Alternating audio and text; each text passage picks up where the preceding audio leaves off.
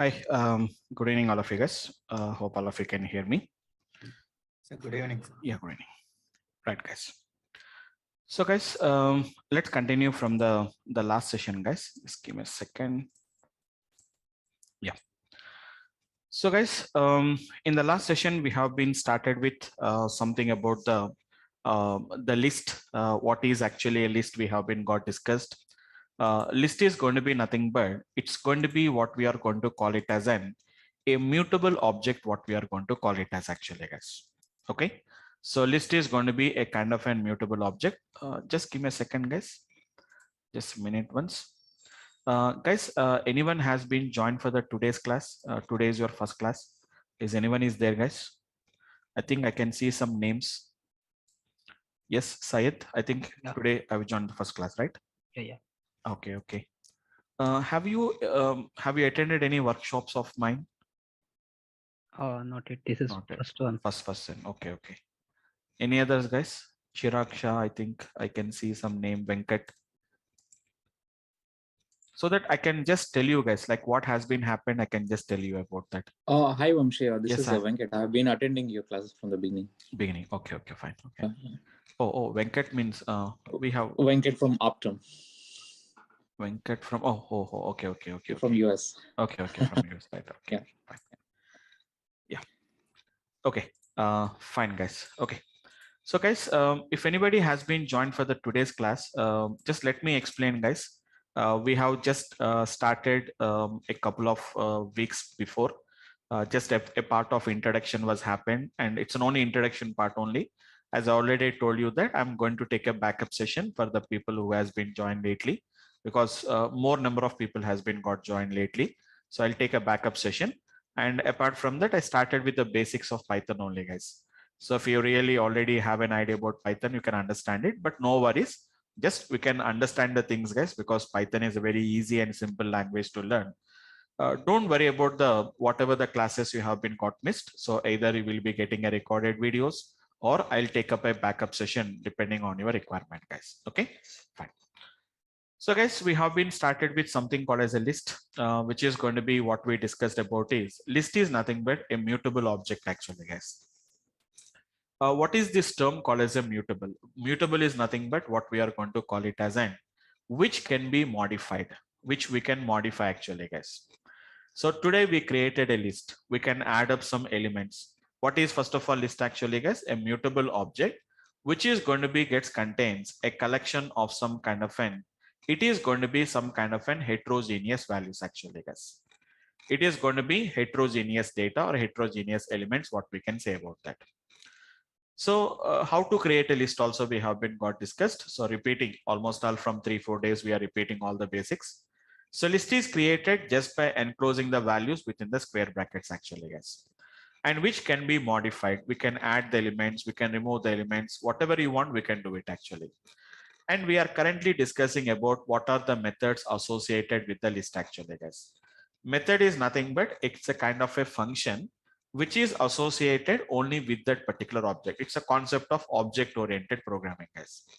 So the methods are going to be, I told you some methods, like some of the methods which are used to remove the elements actually, guys. Once again, quickly, clear. Yesterday we have already discussed about that remove, and it is going to be pop actually, guys. So clear will remove all the elements. Remove will remove only the required value, and that too only the first occurrence only. Pop is basically based on the index actually. If you want to add the elements actually, guys, yesterday we discussed about three methods we have been got discussed. One is going to be we have been seen about the append method, and apart from that we have been seen about the insert, and we have been seen about an extend method actually, guys. Append and insert is almost all the similar with a slight difference actually, guys. The difference is append will add the elements only at the last. Insert is going to be at the required index. Before the index, we can add up them actually. I told you the difference between extend and the append method. Slightly difference actually, guys. Extend is basically used to append individual elements, whereas the append is going to be appends, which is going to be all the elements at a time actually. Slowly, we'll study. We already studied about those particular applications. For example, if I say x is equals to 10, 20, 30, 40, for example, I told you the difference actually, guys. When I said x dot append of, which is going to be if I said 50 comma 60, we cannot append 50 comma 60 individually, guys. If I append the 50 comma 60, then the result is going to be something like this, guys. 10, 20, 30, 40. It won't append 50 and 60 as an individual values actually. This is how it is going to be gets appended actually. A list inside a list will be appended. Same example if I said extend method actually, guys. If a same example, if I extend method by using 50 comma 60, then there are going to be individually they will be appended actually, guys. Individually means the result is going to be 10, 20, 30, which is 40, 50 and 60 actually, guys. Because right now you don't know what is meaning of an iterable concept actually. Actually, this extend is going to take an input as an iterable object. Right now we don't know what is an iterable object. For the timing, skip some points actually. Slowly we'll add up the things actually. So clear, remove, pop is already discussed. Append and extend and the append, extend and which is inside we have been discussed. And already we discussed about a method, what we are going to call it as an account method. Count is basically used to count how many times a particular value appeared in the list actually. So how many times a value is existing in a list. If you want to count in, simply the list dot, which is going to be a count, and give the value, whatever the value you want to count. How many times this value occurred in the list, it is going to tell you 3 times, 4 times, 0 times. If it is not there, we are going to get a 0 value actually, guys. Okay. So quickly, guys, just quickly 2 minutes, I'll just complete off that. So this is going to be the ideal I'm opening here, where I'm going to write all the Python script and the Python code, what I'm going to be writing it actually, guys. So who has been, guys, once again, who has been joined lately? So don't worry. I will take a backup session to cover all the previous topics, what we have been already, you have been lost. Okay, have a look at this one technique, guys. Otherwise, we'll be sharing the backup sessions. The videos will be there. Nowadays, everybody is doing the same thing, guys. They were sharing the video files, the recording video, so that you can just go through the videos and we can cover the previous topics. No worries. I'm going to take a backup session for that. Okay, have a look at this one, guys. X is equivalent to nothing but it is going to be 10, 20, 30, 40. So this is going to be the elements what I have been added actually. X dot append of, if I said 50 comma 60, it is not going to be appending the 50 and 60 individually actually, guys. You can see 50 and 60 has been appended like this actually. Now I said X dot append of, which is going to, sorry, if I said extend of, if I said extend of, which is going to be the same technique like 50 comma 60, they are not appended as a single elements actually, guys. They are not appended as a single element. 50 separately, 60 separately, it has been appended. So if you append like that, it is going to be what we call it as an append. If you append like that, this is what we are going to call it as extend. What about the insert also actually, guys? Insert is also going to be appends at the given single element only. But we have to specify where you want to append it actually, guys. For example, if I said 2 comma, it is going to be 50 comma 60, then automatically 50 comma 60 will be appended as a single element. Before the second index, it is going to be appended actually, guys. That is what is going to be happening. Yes, Manohar. Yes, go ahead. Yeah, Vamshi, in this extend method, it should follow a particular format, like 50 comma 60, or it can be any like 50 plus 60 or something. Like how it is going to treat in that case. 50 plus 50 plus 60. It's an addition. It will becomes an addition operation. No, no, it should be always separated with comma, something. It's a separate with the commas only. Okay. It is separated with the commas only. For example, if I said this is the value, for example, if I said X dot extend of, for example, if I said, as you're saying that it is going to be 50, okay, Space. 50 space. Space No, 60. no, it won't be taken actually, because it's going to be something like an, okay. Can you see, perhaps you forgot a comma actually, because it won't accept it actually. Okay, if I do 50 plus 60, it will work actually, but it is going to be works as an addition operator. It is going to becomes actually, it appended, but it appended the result of 50 plus 60 as a 110 is the result it appended actually. Right? Okay. Yeah, okay, fine. Right, guys. So this is going to be the one of the thing what we can do it actually, guys. Now, up to now, whatever the methods we have been seeing, guys, like insert, append, extend, clear, remove, pop,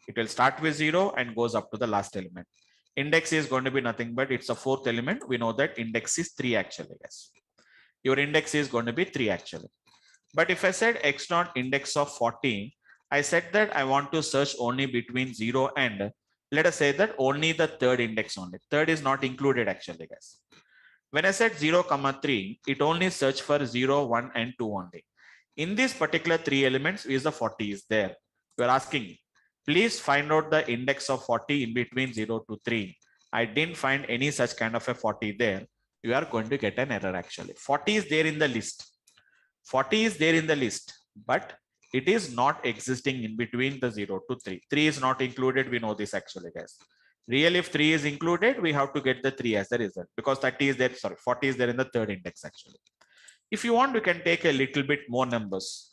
Let us say this actually, guys. Let us just an example. X is equivalent to nothing but 20, 34, 12, 45, 67, 25.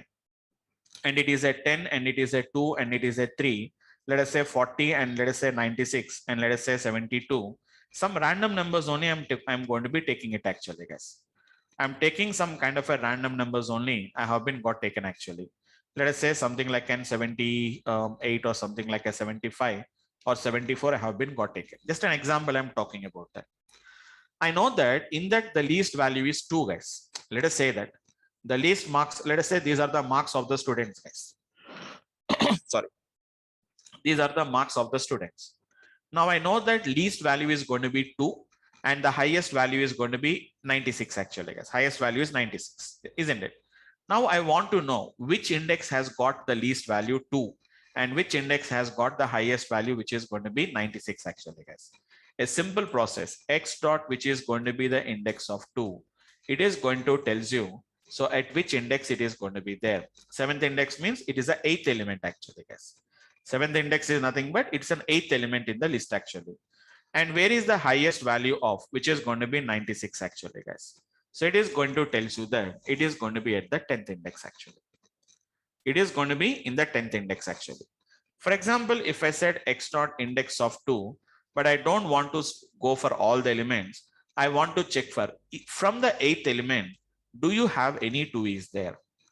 I'm asking the starting index at 8 actually, guys. Start from the 8. Go up to the remaining elements and tell me, do you find that particular 2? No, I didn't find that particular 2 in the list. I said x dot append of 2 actually, guys. You can append the elements now, guys. Now there is 2 is there for second time actually, guys. Now you ask x dot index of 8, 2, 8.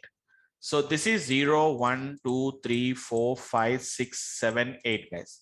It will start from here and it tries to find out where is the 2 is there as the guys. So 2 was found in the last index actually. So I don't know how many elements are there, but if you count it, 1, 2, 3, 4, 5, 6, 7, 8, 9, 10, 11, 12, 13, 14, 15, 16, 17, guys.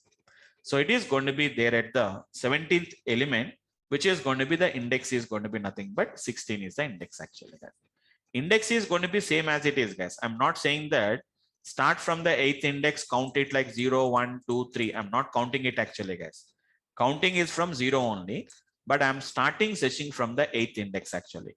Start from the 8th index. Do you find any occurrence of 2? Yes, I find that the occurrence of 2 here, which is going to be nothing but the 16th index actually, guys. For example, if I do the same thing by writing x dot index of 2, which is going to be, I said 8, 15 actually, guys.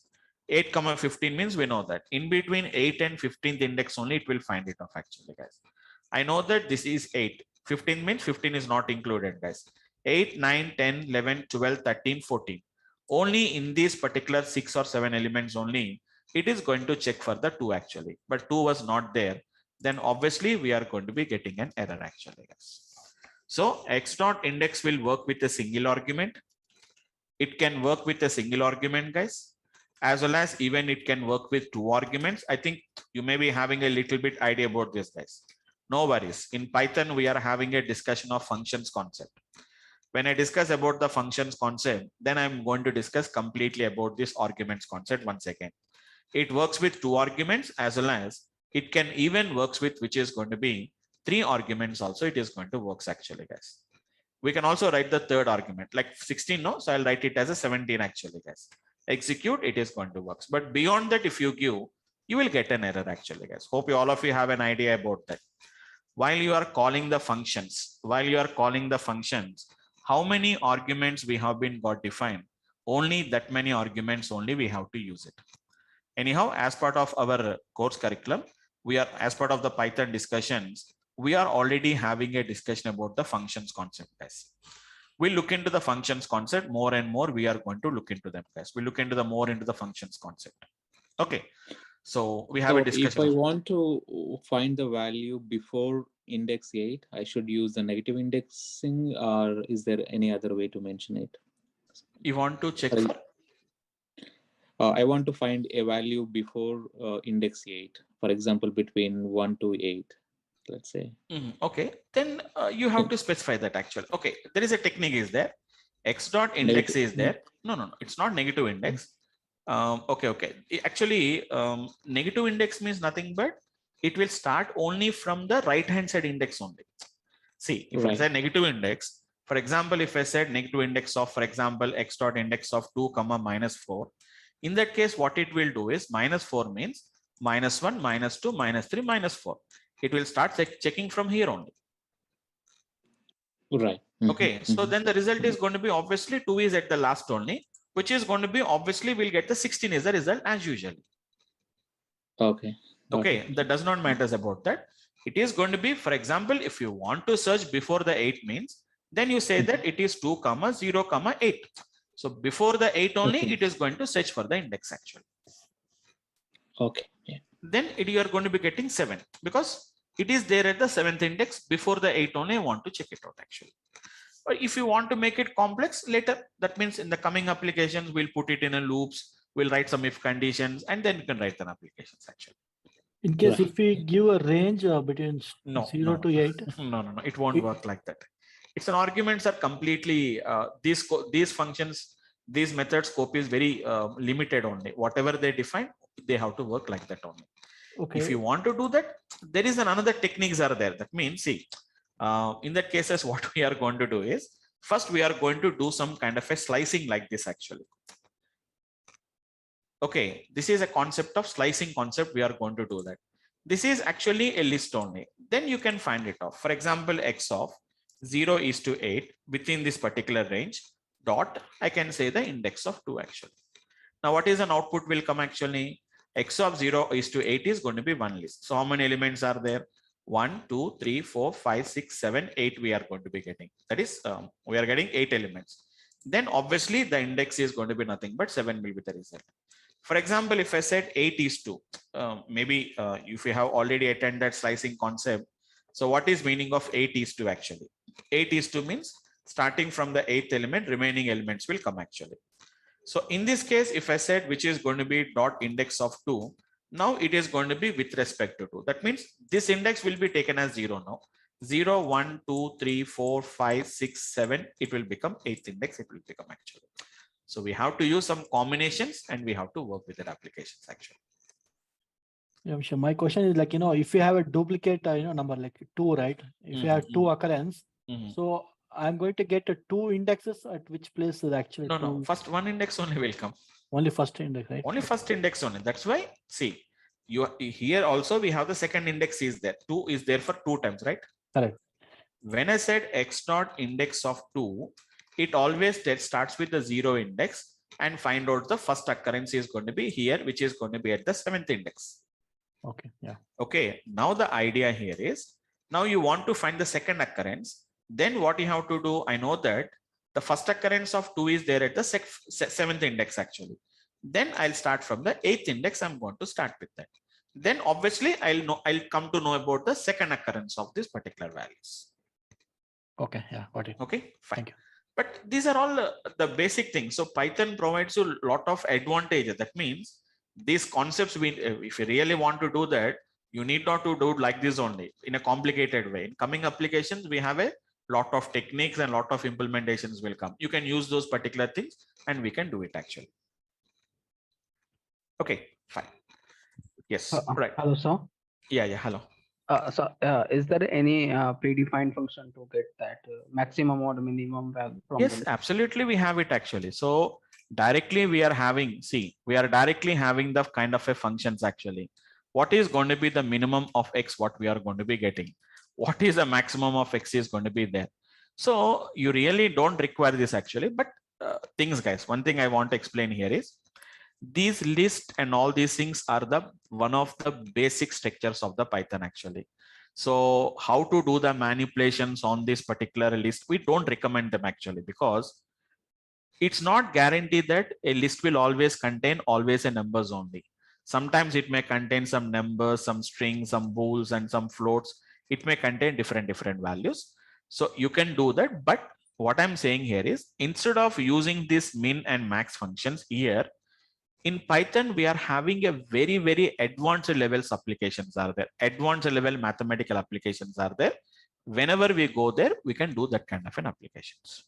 For the timing, what is a list? How to handle the list by using that particular methods. That's it actually, guys. Don't try to do any manipulations with the list, like what is clear, what is remove, what is a pop, how to append the elements, how to go for this particular extend. All these are ideas only to make you understand how to use the methods actually, guys. Actually, we are using some, I'm explaining some methods actually, guys. Out of that, I may use only 2 or 3 methods only I'm going to use maximum, guys. I'll use append method or extend method. Only these two I'm going to use mostly. Remaining, I don't use at all. But why we are discussing here is, this is my first object I'm explaining. So I have to explain each and every method that is associated with that. Whether they are used or not used, that we discuss it later about that. Being it's my first example of an whatever the object in Python, remaining objects, they don't have it actually, guys. This is the first object I'm discussing about that. That is the reason why I'm explaining all that kind of a methods actually. But you will understand why we are learning. We'll get some clarity about that. We'll understand the concept behind that. So in coming classes, it will become very easy for us. If I discuss only 1 or 2 methods and leave it, you don't get a practice on that actually. That is the reason why I'm explaining this. Okay, fine guys. So once again, guys, what is going to be this index method is going to be do? It is going to be nothing but dot index of, which is going to be nothing but whatever the value, and what is going to be the starting and what is going to be the stopping value actually, guys. So it is returning a value. Observe carefully, guys. I'm specifically pointing out actually, guys, which methods are returning, which methods are not returning. Pop method will return a value back to you, guys. When you run a pop method, some output will come. But when you use the remove method, no output will come. When you execute a clear method, no output will come. Even append, insert, extend also, they don't give any outputs. Count will give you an output actually, guys. Count is giving an output. Index is also going to be giving an output. So out of the 7 or 8 methods or 9 methods I discussed, only 2 methods, 3 methods are returning, guys. One is a pop is returning. I'll conclude, guys, totally. Pop is returning, count is returning, and index is returning actually, guys. So what it is going to returns the which is going to be the index of the value. It is going to be the index of the value between which is going to be the starting and the stopping actually, guys. So I need not to explain every time. Throughout the Python, remember one thing, guys. Wherever I'm using start and stop, start is always, it is included, it is inclusive, and whereas the stop is going to be always, it is an exclusive. So whenever I said which is going to be 2,8, meaning that is start from 2 and stop before the 8. Throughout the Python, the concept is the same. It does not change us from one application to another application. Throughout the Python, it is going to remain the same only, guys. So given value, whatever the given value index is there, it will try to find out. But that too, the first occurrence only, guys. For example, same value is available for multiple times. It won't return the indexes of all the values. Count is not like that. For example, count is there. If the given value was not found, it is going to return 0. If the given value was not found, it throws an error actually. It throws an error actually, guys. The value was not found. I'm going to raise as an error actually, guys. Okay. So this is going to be the next method what I can talk about. A little bit complicated compared with the other methods actually, guys. Now there are 2 methods are there which are going to be a very simple methods actually, guys. One is going to be nothing but a method, what we are going to call it as an reverse. It's a very simple method actually, guys. The name itself is saying that what is reverse will do. All the elements inside the list will be just simply reversed actually, guys. It will be very simply reversed. No, it's not sorting order actually, guys. It's not any sorting order, left it ascending to descending or descending order, ascending order. It won't do it actually, guys. For example, I have a list is there. Some X is having a list like something like 2, 6, 18, 24, for example, 12. Okay, something like 6 and something like a 4, we have the elements, guys. Now, if I said what is going to be X dot reverse, simply if I said X dot reverse, you know what it is going to do actually, guys. Internally, it won't take any arguments, guys. No inputs, it will take it. Internally, all the data is going to be reversed actually, guys. 4, 6, 12, 24, 18, and 6 and 2 actually, guys. But reverse also does not return anything, guys. Internally, the elements will be sorted. So not sorted, it will be reversed. But the outcome, if you want to see whether the elements are reversed or not, we have to print that particular value of X. Reverse does not return anything. Internally, it happens like this actually, guys. But if you want to see whether it is reversed or not, you have to print the value of X actually, guys. It's a little bit confusion to most of you guys. I'm saying that they don't return, they will return because it is internally getting affected actually, guys. It's internally getting affected. Output, we don't see anything. That means when I write the X dot reverse, don't expect that directly we'll get the output like this, guys. Internally, this happens. Nothing output will come. Whether it is really reversed or didn't reverse, nobody knows about that. If you want to see whether the reverse was done or not done, then we have to print the value of X actually, guys. Anyhow, the guys who has been already attended the previous classes, we already see about the slicing concept actually, guys. Sir, if I want to reverse these elements, I can do something like X of is to minus 1 actually, guys. Don't worry, guys, who has been joined recently. So previous classes, we know that. So who has been joined earlier? You know what is the meaning of X of is to minus 1 actually, guys? What is meaning of X of is to minus 1?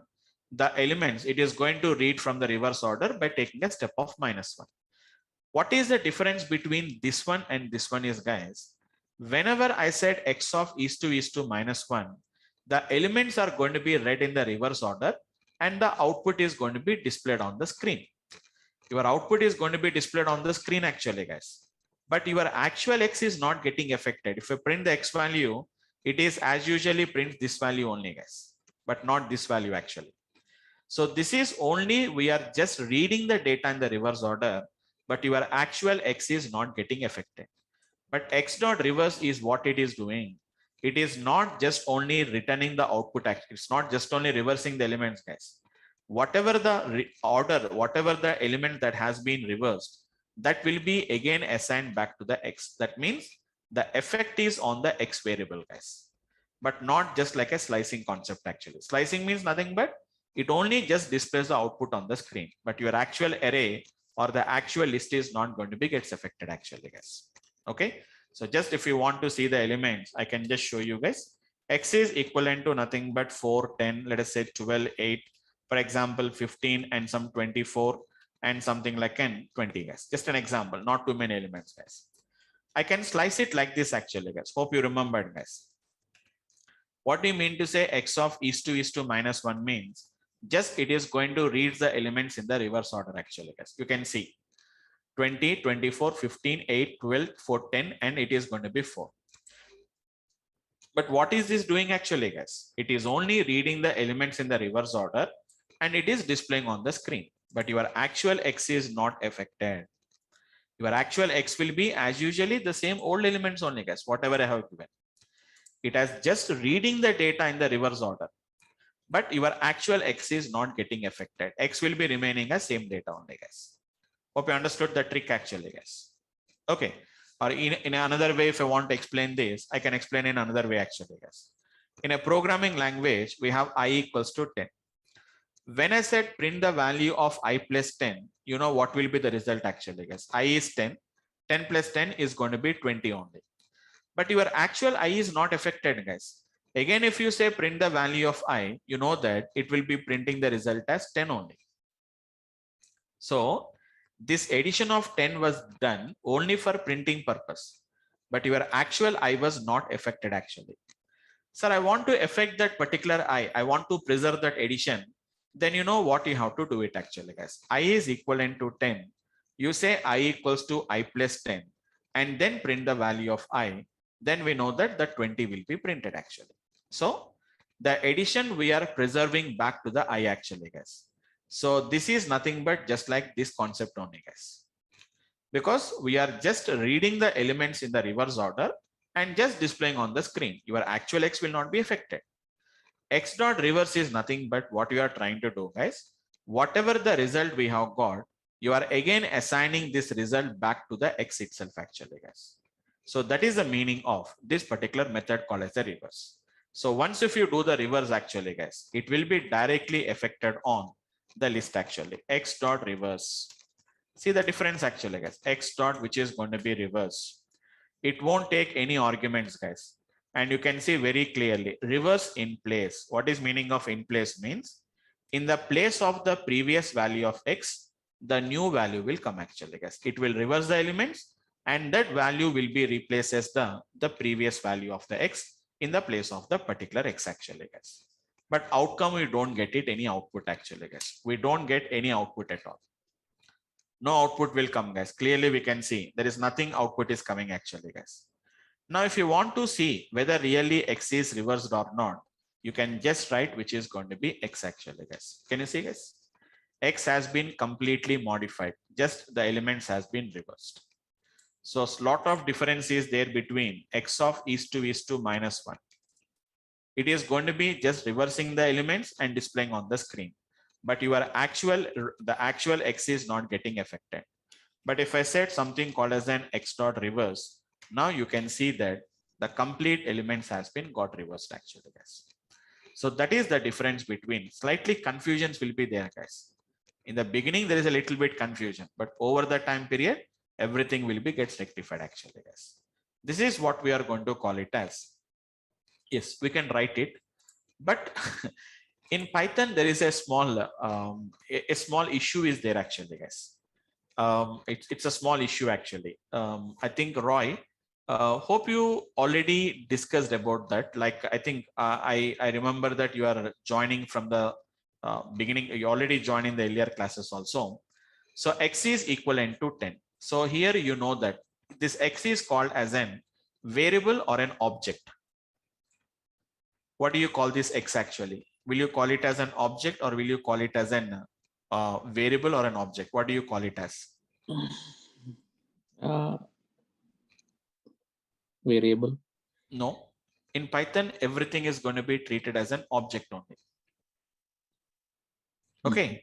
So what will happen here is that is actually, I'm going a little bit out of the box. Don't worry, because even if you guys don't understand it also, no worries. So guys, what will happen here is in a normal programming language, when I said like this, integer X equals to 10, you know what will happen actually, guys? Some memory will be allocated. The name of the variable is going to be X. The memory is going to be referenced by X. Value will be 10. Tell me, guys, when you say X equals to 10, what will happen? Can you tell me, guys? Will it remove the existing X and creates a new X, or only the value will be changes? Generally, in a normal programming language. Anyone, guys? If I said X equals to 20, what is going to happen now? Will it create a new variable, or only the value will be changes? Only the value will be changed. Only value will be the changes. old object got Obviously. deleted. It will be there only. That means we know that the declaration is done only for one time. So memory allocation is done only for one time only. Your existing X will not be removed. Your existing X will be there as it is. Only the value will be changes to 20. But coming to the Python, X is equivalent to 10. Here X is an object actually, guys. X is an object actually, guys. So it is going to be referencing to some memory which is containing 10.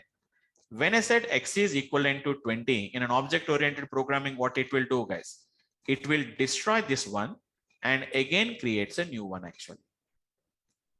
What the point, guys? Just I'm telling about an idea, just for an idea purpose, I'm telling about that. So as you are asking that, when I said X is equivalent to, why don't you write like this actually? X is to minus 1. Absolutely, we can write it actually, guys. But what is happening here is it is going to create a new object is getting created. So Python is having one of the main issue actually. If you try to assign like that, it is going to create a new object. Even in Python actually, guys, if I said x equals to 10, x equals to 20, both are two different objects actually. This will be destroyed and new object will come actually. You may get a doubt, sir, how can you say that actually? How can you say that? Don't worry, I'll discuss this. Actually, we have this discussion in our class. For the timing, I'm just telling you guys, x equals to 10. Every object will have an ID, guys. Every object will be having one ID. When every object you create in Python, one ID will be given actually, guys. Can you see, guys? ID of x is going to be ending with 5504. Now I said x is equivalent to 20, guys. Now see what is going to happen actually. ID of x is going to be, this is going to be the ID actually. So what has been happened, guys? It is completely the object was destroyed and new object has been got created, guys. You can delete the object, guys. I can delete the object. There is an option to delete an object actually, guys. Same technique, I'll show you guys. X is equivalent to, I said 10, 20, 30, 40, for example. Now, as you are saying that, okay, I'll say ID of x. Now I said x is equivalent to x of is to minus 1. No doubt, elements are reversed. But the main problem here is internally, your object is changed. Internally, your complete object was changed actually, guys. Earlier, the object is ending with 7696. Now the object is going to be ending with 2400. But if I said x dot reverse actually, guys, what will happen internally here is object won't change us, guys. Internally, the elements will change us actually. Now see the x elements are reversed. ID of x is going to be remains the same object as it is going to be reference. Don't worry, guys. Hope you got an idea about that, like why I am not assigning to a particular variable. Got it, Roy?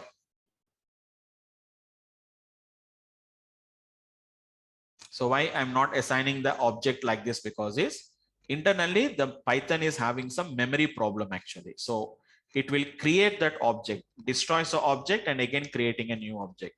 It will take more load. Why should I take that load actually? That's why we better to use the reverse method. Throughout the Python, that the same technique I'll use it actually, guys. Same techniques I'll use. If you ask if you ask for any changes, I'll make the changes, but I don't preserve by assigning back to the variable. We'll be having some technique. I used a word now, guys, in place. This word will be very, very frequently used in Python actually, guys. Sorry. X dot, when you're using reverse, you can see one term called as an in place is there. This in place technique we are going to use very, very frequently in the Python actually. What is this option of in place will do is actually, guys, whatever the option you have been asked for or whatever the manipulation we have been asked for, that will be reflected and that will be affected on your actual object. It won't create any new object. Internally, the elements are going to be gets reversed actually, guys.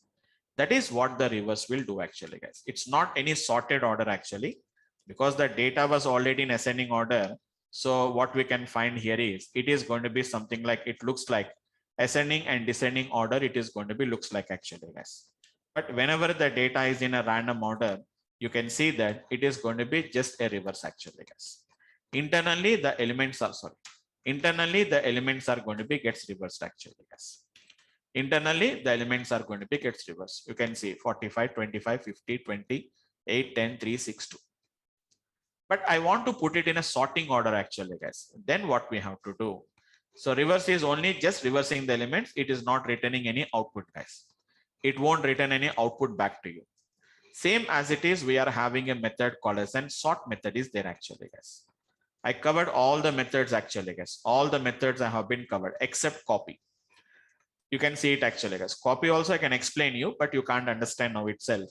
Append, clear, count, extend, index, insert, pop, remove, reverse, and the last one is going to be sort actually, guys. Sort is going to take one simple option actually, guys.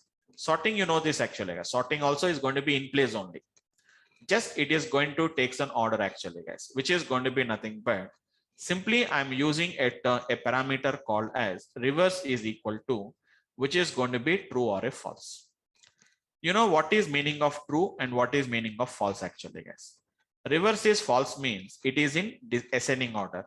Reverse is equal to true means it is an ascending order actually, guys. Sorry. Reverse is equals to true. Sorry, guys. Reverse is equal to true, meaning that it is a descending order. Reverse is equivalent to false, meaning that it is an ascending order actually, guys. Just one parameter it will take it. Reverse equals to true, reverse equals to false. So we have a parameter actually, guys. I can say reverse equals to, I said false actually, guys. Very clearly, sort the list in ascending order and again return none. So I said reverse equals to false actually, guys. Same procedure. It won't return anything, guys. It won't return anything output. Don't think that, sir, I didn't get any output in the sorted order. Sir, I didn't get an output. You don't get an output, guys. But your internal elements are going to be sorted order. You can see the difference. 2, 2, 3, 6, 8, 10, 25, 45, 50. So that is an idea about this particular sorting order actually, guys. So once again, I'm doing, this is your X actually, guys. I want to do it in, I want to sort them in the descending order. So I say X dot sort. Simply you say reverse is equivalent to nothing but you say which is going to be true actually, guys. What is meaning of reverse equals to true? The internally the elements are going to be sorted in the reverse order. But sir, I didn't get any output. You don't get any output, guys. Internally the elements are going to be sorted in the descending order, and they will be again assigned back to that particular object itself actually. So these are going to be the techniques what we are going to be calling it as, guys. So reverse and sort both don't return any output. Internally the reversing will be done. Internally the sorting will be done actually, guys. So let me conclude the concepts totally, guys. Why we are using the reverse word within that parenthesis? It's an argument. It's an argument actually. Can we just use like true or false? You can use it, but as of now, the C is basically what we will do here is even I can use that. That is not going to be a problem actually. But what is going to be happening here is, can you see when some kind of an error is coming actually? Takes no positional arguments. That means, as I told you, so we have a functions concept is there actually. So positional arguments and keyword arguments. Okay. Yeah. For example, see, when I said X dot sort of, I said something called as an reverse is equivalent to true. It has been got worked successfully without having any problem.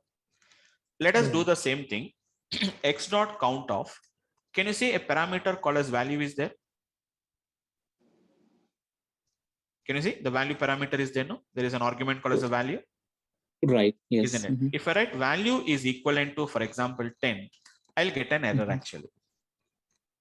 So it is going to be a positional arguments and a keyword arguments concept is there in Python. That is going to be the whatever they defined is going to be like that. You have to define. Right. That's a syntax. That is a syntax what we have to do. But anyhow, keyword argument, positional arguments, we'll discuss it actually. As I told you, we have a complete discussion of functions concept. On that day, we'll discuss about all these things actually. Right? Fine. Okay, coming to the discussion, guys. Finally, let us conclude the concept, guys. Like the functions, the methods, what we have been discussed. So all the methods, once again, I'll just write it down. Clear, which is going to be pop, and which is going to be remove. This basically 3 belongs to one category. Like which is going to be append, and which is going to be something like an extend, and which is going to be insert. Extend and which is going to be insert is going to be basically used for one type of category. Count and index is going to be one kind of a category actually, guys, because both are not the same, but counting is going to be counting number of times it occurred. Index is going to tell you about where is the given value is there. And sort and reverse is going to be one method actually, guys. Both almost all same only, but sorting is ascending descending order. Reverse is only just reverse the elements only, independent of ascending descending order. I didn't discuss about a copy method actually, guys. Leave this copy method. So finally, if I conclude the concept, guys, which methods returns, which method does not returns. Pop is going to returns a value, guys.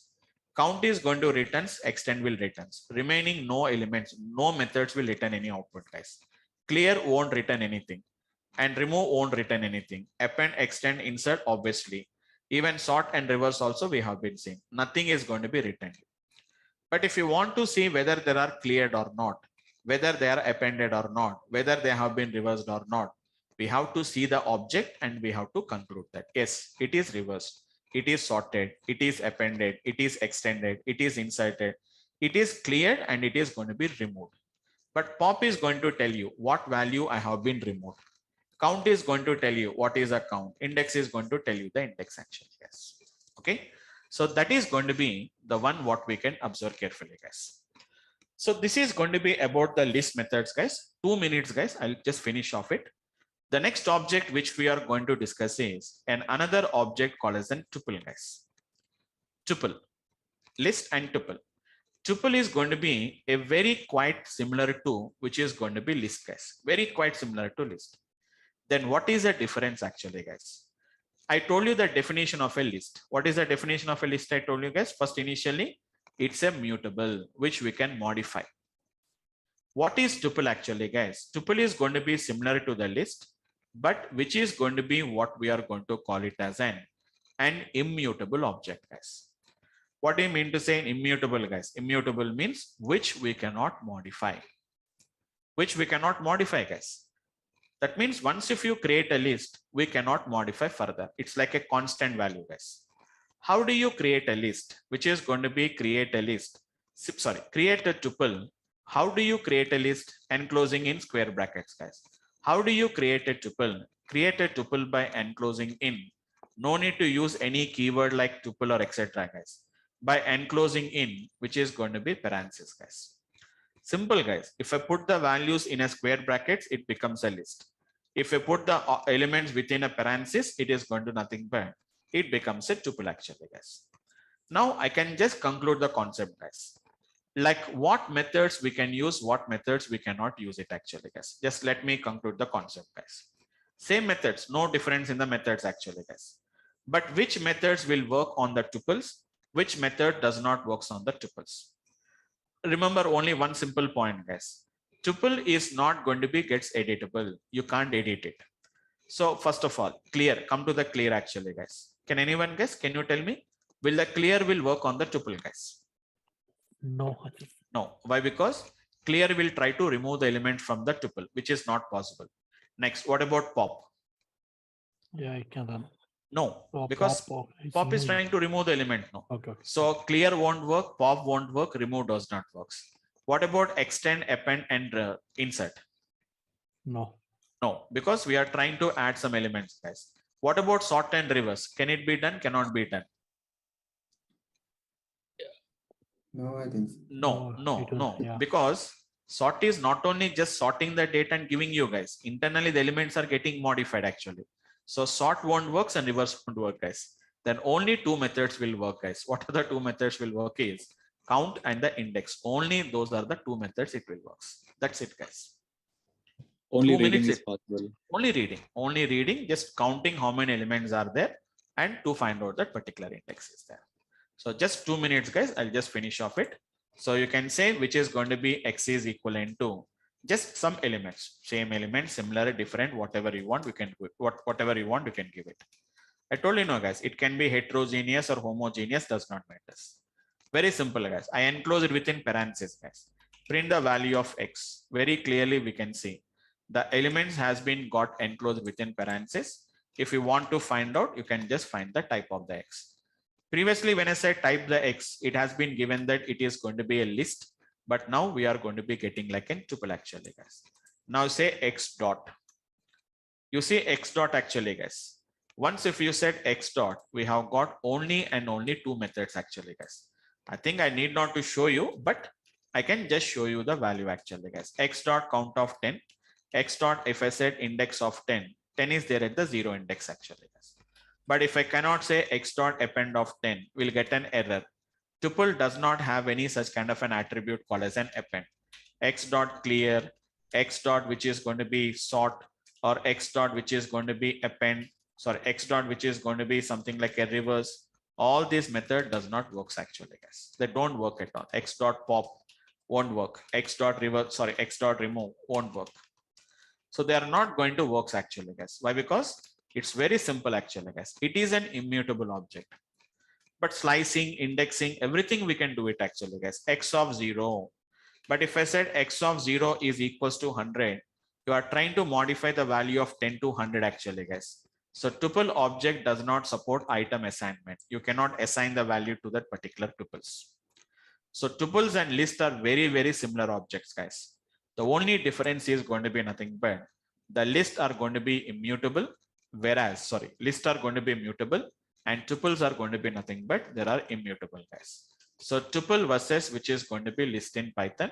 Just you can go through any document. That means as of now, I'm talking about them, guys. If you want to learn, you can just learn the things actually, guys. Simple technique, simple application, what we can do. So primary difference between tuples and lists is the tuples are immutable as opposed to lists which are going to be mutable actually, guys. Therefore, it is possible to change a list, but not a tuple. The content of the tuple cannot be changed once they have been got created in Python due to immutability of the tuples actually. Simple. Okay. So that is going to be about this particular object, guys. Yeah. Yes, guys. Anyone having a question? Vamsi, like what are like some real-time examples where we use like list versus tuples? We'll use it. See, that's why I'm saying that today. Okay. See, today we are learning the concept, like what concepts are there. But in the actual applications, we'll see that. But remember one thing, we never use this tuple. That means we never will use them. It's very rare cases we'll use it actually, guys. So I'll tell you like where do you use these tuples and lists is later whenever we are going to be working. So same like how we are using, see how we are using the methods and all these things we are using. In our coming classes, we are going to be using a different functions we'll use. This function, I'm going to be using a function. This function is going to take an argument as a list. Got my point? One of the argument of the function is a list, or one of the argument of a function is going to be a set, or one of the function argument is going to be dictionary. I'm not saying that we don't use it, but the scope is very limited usage only, because in our data science, we never want to write any logic, but I'll show you them like where do you use it and why do you use it. But most of the cases, these whatever I'm using list, tuples, etc., we are going to be using them as an arguments of other functions. We'll use it to understand that today we are discussing about that. Okay, but, thank you. Okay, but we'll discuss some practical examples on that. Right, guys. Okay, guys. Okay, so just for today, we'll stop it here, guys. Tomorrow, we are going to start with another new object called as set actually, guys. Tomorrow completely we'll work with the set object only. Set means something comes to your mind, guys. In mathematics, we have a concept called as sets and relations. Topic is there now, guys. So the same topic we are going to be working in the tomorrow's class with the help of a set object. We'll discuss it actually, guys. Sets and dictionaries, two objects are there. Let me complete those two objects, guys. And then, as I told you, so some people has been joined lately. I'll take a backup session. I'll plan for the backup session for those particular guys. Okay. So, yep, it's easily understand. Everything is going to be easily, we can understand it Python, guys. Python is not a programming language at all. It's just an ideas. In coming classes, we never think about Python at all. Everything is just a function we'll implement it actually. Okay. Oh. Right, guys. Okay. So fine, guys. That's it for the today's class, guys. Anyone, guys, any questions? If you have, I can just spend some time and then you can go.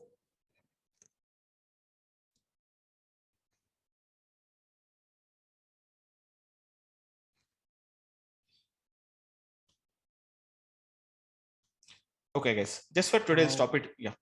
Yeah, Vamsi, like we're Yes, going to yes. get any, materials to study, like, Yes, yes. like short Yeah. materials. No, you will be getting, because this batch was a little bit delayed actually. It is due to some very few guys has been joined initially, and then some more people has been got joined. So just give me a 1 or 2 days of time. Once other guys also, if they have been, if they confirm that they are continuing the classes, then I'll start sharing the particular materials. But don't worry, because we are still in the beginnings only. We don't require that much practice, but you can install the Python and just we can start with the basics like basic practical applications, we can try it as of now. Okay. Okay, fine. Okay, guys. Thanks for today, guys, and we'll meet up in the tomorrow's class, guys. Good night, all of you guys.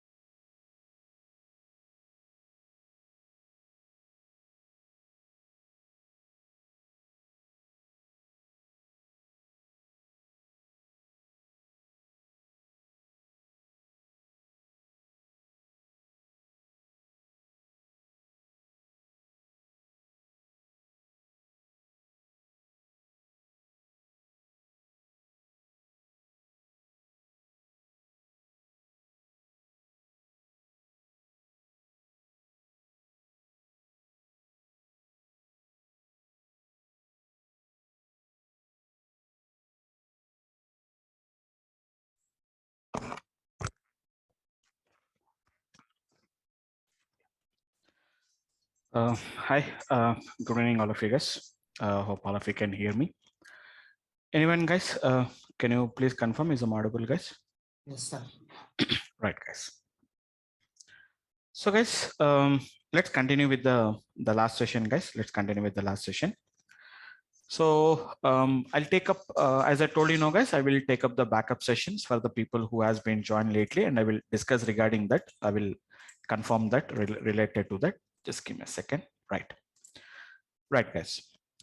So let us continue the session, guys, from the last discussion, what we have been gotten. So mainly, guys, we have been studied about mainly two different objects we have been got discussed about that. One is going to be the list and the other one is going to be nothing but it's a tuple actually, guys. So we have spent a little bit time on the list concept, guys, because that is the first object we have been got created. So we have to understand all the methods. It has been taken some time actually. So mainly we have been seeing how to create a list, and apart from that, how to index and how to slice them actually, guys. We know what is indexing and slicing. Maybe some guys who has been joined lately, maybe they don't have the idea about what is indexing and slicing, but does not matter actually, guys. And apart from that, we have been discussed about the different methods actually. So in list, we have discussed about the different methods. Same tuple also, guys, creating is the same. Only difference is put them in the square brackets is a list, put them in the parentheses is a tuple actually, guys. Same concept, indexing and slicing is going to be same technique actually, guys. There is nothing difference will be there. And apart from that, coming to the methods. Just a minute, guys. Right. Coming to the methods, we have been seeing some kind of a methods, but all the methods, whatever that appeared,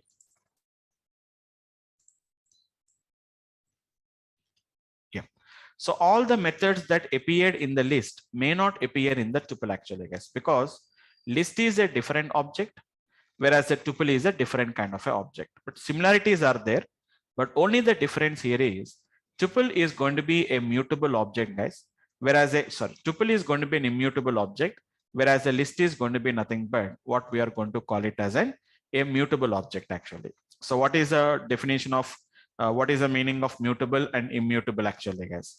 It can be modified, guys. It can be modified once it has been got created. It can be modified, whereas tuple is going to be what we call it as an immutable object, what we can say it actually, guys. So that is the difference between what we have been got discussed about a list and a tuple. But slicing, indexing is the same actually, guys. Methods, only two methods are there in the tuple, guys. What are the two methods we discussed it, guys? One is a count and one is an index. Only two methods are there actually, guys. Remaining methods won't work. Why? Because we know that clear will try to remove the element from the list. We can't add the elements, we can't remove the elements, we can't modify the elements. But indexing, slicing is the same technique actually, guys. How to index and how to slice them, we know that. Both of them are going to be a collection of heterogeneous values only, but not homogeneous values. Okay, it need not to be homogeneous, but how to create a list and how to create a tuple, we have been got discussed about that, guys. Okay, and just before starting the session, guys, hope all of you have been anybody, guys, who has been joined for the today's class. I think I can't see anybody who has been joined for the today's session. Syed, I think is your first session. Syed Hussein. No. Actually, I have joined yesterday. Okay, you joined yesterday. Okay, Keshav, Manohar. Yeah, I think all the guys has been you have been joined yesterday, so maybe joined yesterday or day before yesterday. So I think so, guys. Nobody is there who has been joined for the today's class. If anybody is there, please let me know, guys. Just I'll tell you what has been happened actually and how to cover the previous sessions. Okay. So once again, guys, there is a list and a tuple concept is going to be there, guys. So how to create a list and how to create a tuple. Just once again, quickly 2-3 minutes. I'll just finish off it, guys, so that we can get some kind of a conclusions. What I can do is, guys. So let me open the ideal, guys. Let me open the ideal.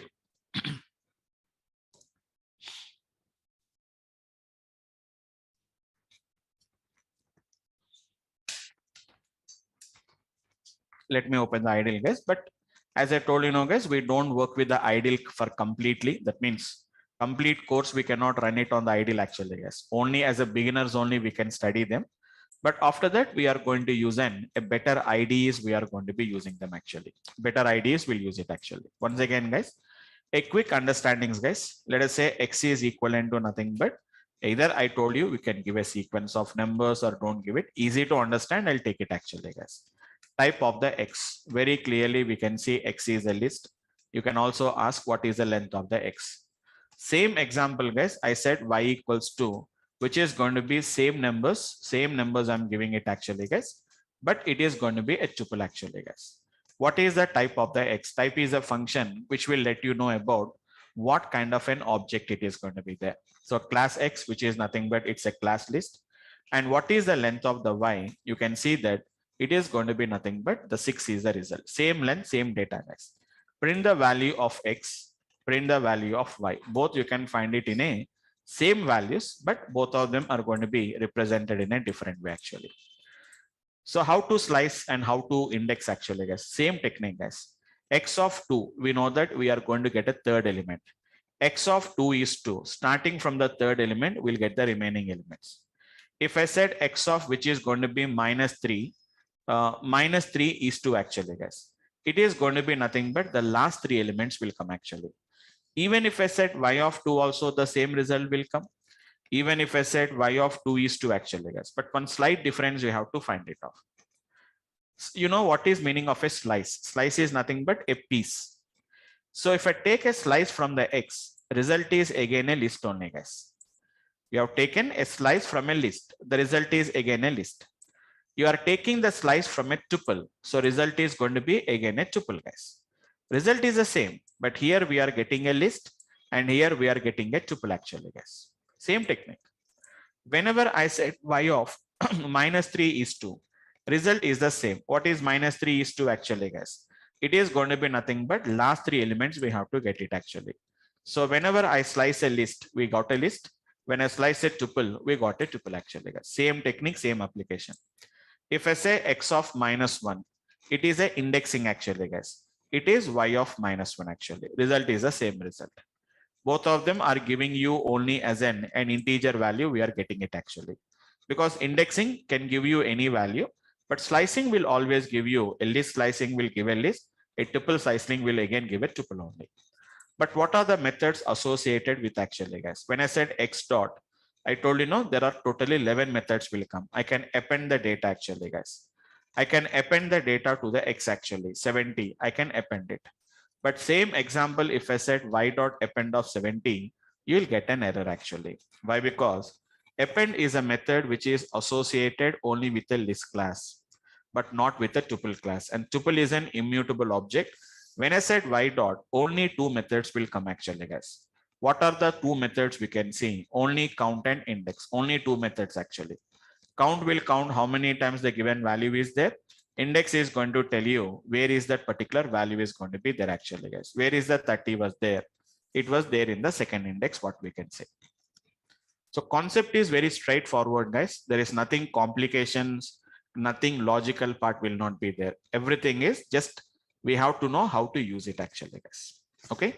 So there are 2 more objects are there, guys. Let me complete the 2 more objects and then I'll take up I'll go back to the backup sessions, guys. I'll talk to the guys and then I'll decide it. Really, do you require a backup session or do you can manage? I can explain them. According to that, I will take a backup session. Let me complete, maybe today, tomorrow, I'll complete of it actually, guys. So today we are going to be discussing about a new object called as, which is going to be nothing but a set object. Completely the today's session will be on the set object actually, guys. Concept is simple, but only the thing is more and more functionalities are there. So I have to explain those particular topics actually, guys. So once again, which is going to be nothing but the same concept what we are going to be gets doing is going to be nothing but what we can say that it is going to be set object actually, guys. Okay, it is going to be a set object what we are going to be gets calling it as actually, guys. So whenever I'm talking about a set object, you can say that what generally that comes to your mind actually, guys. What generally that comes to your mind actually, guys, which is going to be nothing but we can say that something like it is going to be in mathematics, you remember, no guys, that is going to be nothing but sets and relations, set operations, okay, which is going to be something like an intersect. We have union, we have something called as a minus. Hope you remember it, guys. We are working with something like a set operator, subset. It is going to be superset we are having. So same topic is going to be set concept actually, guys. So in mathematics also, you remembered, guys, how do you represent a set A? It is going to be like this. We are going to be representing actually, guys. It is enclosed within curly brackets actually like this, or a curly braces or a curly brackets. What is a set actually, guys? Set is also, what is the difference between list and tuple? Both of them are going to be same. And one more thing is going to be nothing but, both of them are same. And one more thing is going to be nothing but only just is both of them are homogeneous or heterogeneous. One is a mutable, one is an immutable. What is a set object actually, guys? Set object is going to be nothing but what we are going to call it as an, guys. It is nothing but an unordered list. What is meaning of unordered list actually, guys? Unordered list, I'll tell you, I didn't complete it actually, guys. What is meaning of an unordered list means, for example, in a list, when you're creating a list, if I give the values like 20, 10, 30, 40, if I give the values like this, guys, when I print the value of X, it will maintain the same order actually. So it is going to be preserves the order actually. We'll say that it will preserve the order actually, guys. It will preserve the order. Even whenever I work with the tuple also, the same order is maintained. Which order you give, same order it will maintain. It does not change the order actually, guys. But what is meaning of a set is unordered list actually. What is meaning of an unordered list means you give one value, you give some order, we'll get a different order, guys. You give some order, we'll get a different order. If I give this order, there is no guarantee that it will get the same order only. It does not preserve the order actually. It does not preserve the order. It is an unordered list of, one more thing actually, guys. It is an unordered list of unique elements. You know what is meaning of unique elements actually, guys? The values or the elements which cannot be repeated. But in list, we know this actually, guys. We can have multiple times. I can have the same number as many times you can have it. Even in the tuple also, you can have the same element repeated number of times. But when it comes to the list, only two features are there, guys. One is unique elements. That means the value should be, the element should be there only for one time. The element should be there only for one time only. It is going to be what we are going to be gets doing this actually. Okay. So this is going to be the one, what we can say that. And one more thing is going to be nothing but you can say that which is going to be what we can say is it is going to be something like an unordered list of values actually, guys. What do you mean to say an unordered list of values means whatever the order we give, it does not give the same order as it is. It gives something a different order. We are going to get it actually, guys. We'll get a different order. Your input is one order, but your output is another order. So due to it does not maintain that order, indexing and slicing is not allowed on the set object, guys. It is going to be indexing and slicing is not allowed. So we cannot get from a set. If I want to get third element means we can't get it actually, guys.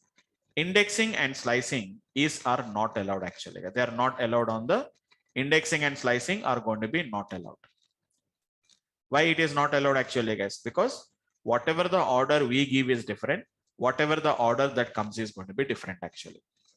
And that too, if I give the values, even if I give the values like this, guys, you give the values, repeated values, you give it. It does not throws any error, but it takes only unique values only will be selected actually, guys. But how do you create a list? Sorry, how do you create a set? Create a set by enclosing in parentheses, enclosing in the curly brackets actually, guys. The curly braces or the curly brackets. Very simple, guys. So square brackets, if we enclose, it will become a list. And if I use a parenthesis, and we are going to call it as an H tuple. And whenever I use a curly brackets, we are going to be getting, which is going to be something what we are going to call it as a set object, what we can call it as. So for a normal, if I show the same example to a C programmer, tell me if I said X equals to this much, what is the type of the object it is? He cannot say about that in C language, because C programming, Java programming, we are having an habit of writing list, tuple, set, something we have to use the keywords actually. But in Python, you don't use any keywords actually. Yes. X equals to square brackets, Y is equals to some parentheses, Z is equals to curly braces. It will automatically becomes a set. But it does not preserve the order actually, guys, and it is going to accept only unique values only. Being the order is not preserved, so indexing and slicing is going to be not allowed on this particular set objects actually, guys. Indexing and slicing is going to be not allowed on this particular object, what we are going to be gets doing this actually, guys. Okay, so that is going to be the concept of how we are going to be gets working with the set object. But we have a number of methods are there, guys, but nothing is there.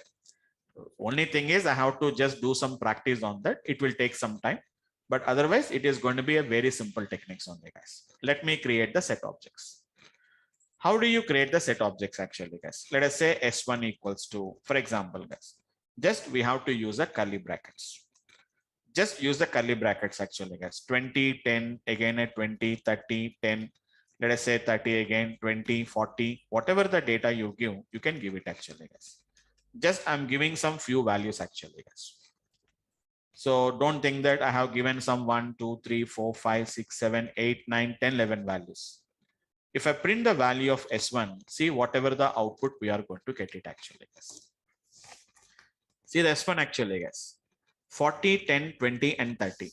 Even if I said length of S1 actually, guys, length of S1 is not going to be 11.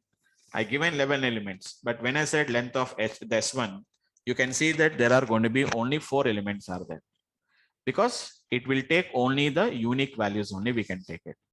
If you have any doubt, I told you guys, use the function called as a type function. What is the type of the S1? It is clearly saying that it is a set object. That's it, guys. Just very simple. It is S1. What is going to be the S1 here now? It is a list object. So what is the length of the S1? Instead of giving 11, we are getting only 4 only. Why it is only 4? Why? Because this we know that it is going to be a collection of only unique elements only what we can see. And what is the first point I told you guys? Indexing and slicing is not allowed. So S1 of which is going to be 2. This is not allowed actually, guys. Set object is not subscriptable. We cannot subscript it actually, guys. We cannot. Subscripting is also nothing, but we are getting, you know, what is meaning of subscripting actually, guys. So getting some part of them, which is not possible. Even slicing is also not allowed actually, guys. Slicing, indexing is not allowed as of the set object, because the main reason is they are not following any particular order. In a list, if I give some values, I know that I have given 10 at second index. If you ask second index, starting from second index, we can get it actually. But here it is not maintaining any indexes at all, and it does not maintain any order at all. So slicing, indexing is not allowed actually. Yes. Okay. Then what's the use of sets? There is no indexing, no slicing. There is no indexing means see. preservation. No. It's not like that actually. Why do you require a set object is? I told you yesterday also. I told you one point. These are going to be some of the what we can say is these are the basic things which we have to learn as part of the list. I'm not saying that they are not used. I'll tell you like why we are not going to use this and etc. Why do you use it? But just for a timing, let me explain that. So as I told you that in Python, the list, tuple, sets, dictionaries, these are the basic data structures. So that is the reason why you have to, if you are learning Python means at least some basics we have to learn it actually. Why do you use it actually? Why do you use it means I can explain that. Like I can explain it, but the things are like you may not understand the things actually. Just let me show you that application actually. Don't worry, because being you have been asked for like why we are going to be using that. I'll show you some practical application for that. I cannot explain the concept because you really don't know what is. I really don't know what I am explaining that, but I can just explain the things. Like try to understand it a little bit carefully. So let us say that basically why do you require here is you know the set operations, no? Like we have the concept of intersection concept. We know that actually. So intersection can be applied only whenever it is a set object. On list, we cannot say, I cannot find intersection between two lists. We cannot find the intersection between two tuples actually. Now, just an example, I have some kind of an, I have some values are there, guys. Some random numbers are there actually. Just an example. I'll take some random numbers one actually, guys. Some it is having some values like some 20, let us say we have a 15, we have a 25, we have 11, 16, 18, 17, 43. Some you may have also repeated numbers also, does not matter. Let us say 44. Just a second, guys. Actually, white is blinking. Let me just give me a second. See, whenever the values are very small in numbers, we can easily identify that. But whenever the numbers are very large in numbers, we cannot do it actually, guys. Like something like 44 and some 56 and something like we have some 34, 32, something is the data. I have another set of random numbers are there. Like for example, 17, something like 8, something like 20, let us say 44, let us say 57 and 35, we have a 34 and we have 23, we have a 25, some numbers are there actually. Now, sometimes it may be required. That means why do you use it means later I'll tell you. We don't have that many simple values actually. Yes. But I want to find out how many common values are there between these two random numbers actually. Manually, it's a little bit confusion actually. It's a time taking process. 20 is there and maybe something like 34. I think I have written 34. 34 is going to be there. And even there may be 44 also it is going to be there. Something like that. I want to find out some common values between them. So in that cases, we are going to convert these random numbers to one set object. And I'll convert this random two to the another set object. And then I'll find out the intersection between them. But why do you use it means I'll go for, when you go for machine learning applications, I'll tell you that actually. In machine learning concepts, we'll discuss it actually, because in machine learning, what we will do is we are going to do some kind of an testing. We are going to do it actually. So this is going to be my test sample 1 and this is going to be my test sample 2. So in test sample 1, test sample 2, at least how many samples are getting repeated? 3 samples are getting repeated actually. Maybe out of 10 samples, 3 samples are repeated. That means 30 samples, 30% of the samples are getting repeated actually. So to make you understand that, I'll use this set objects, we are going to use it.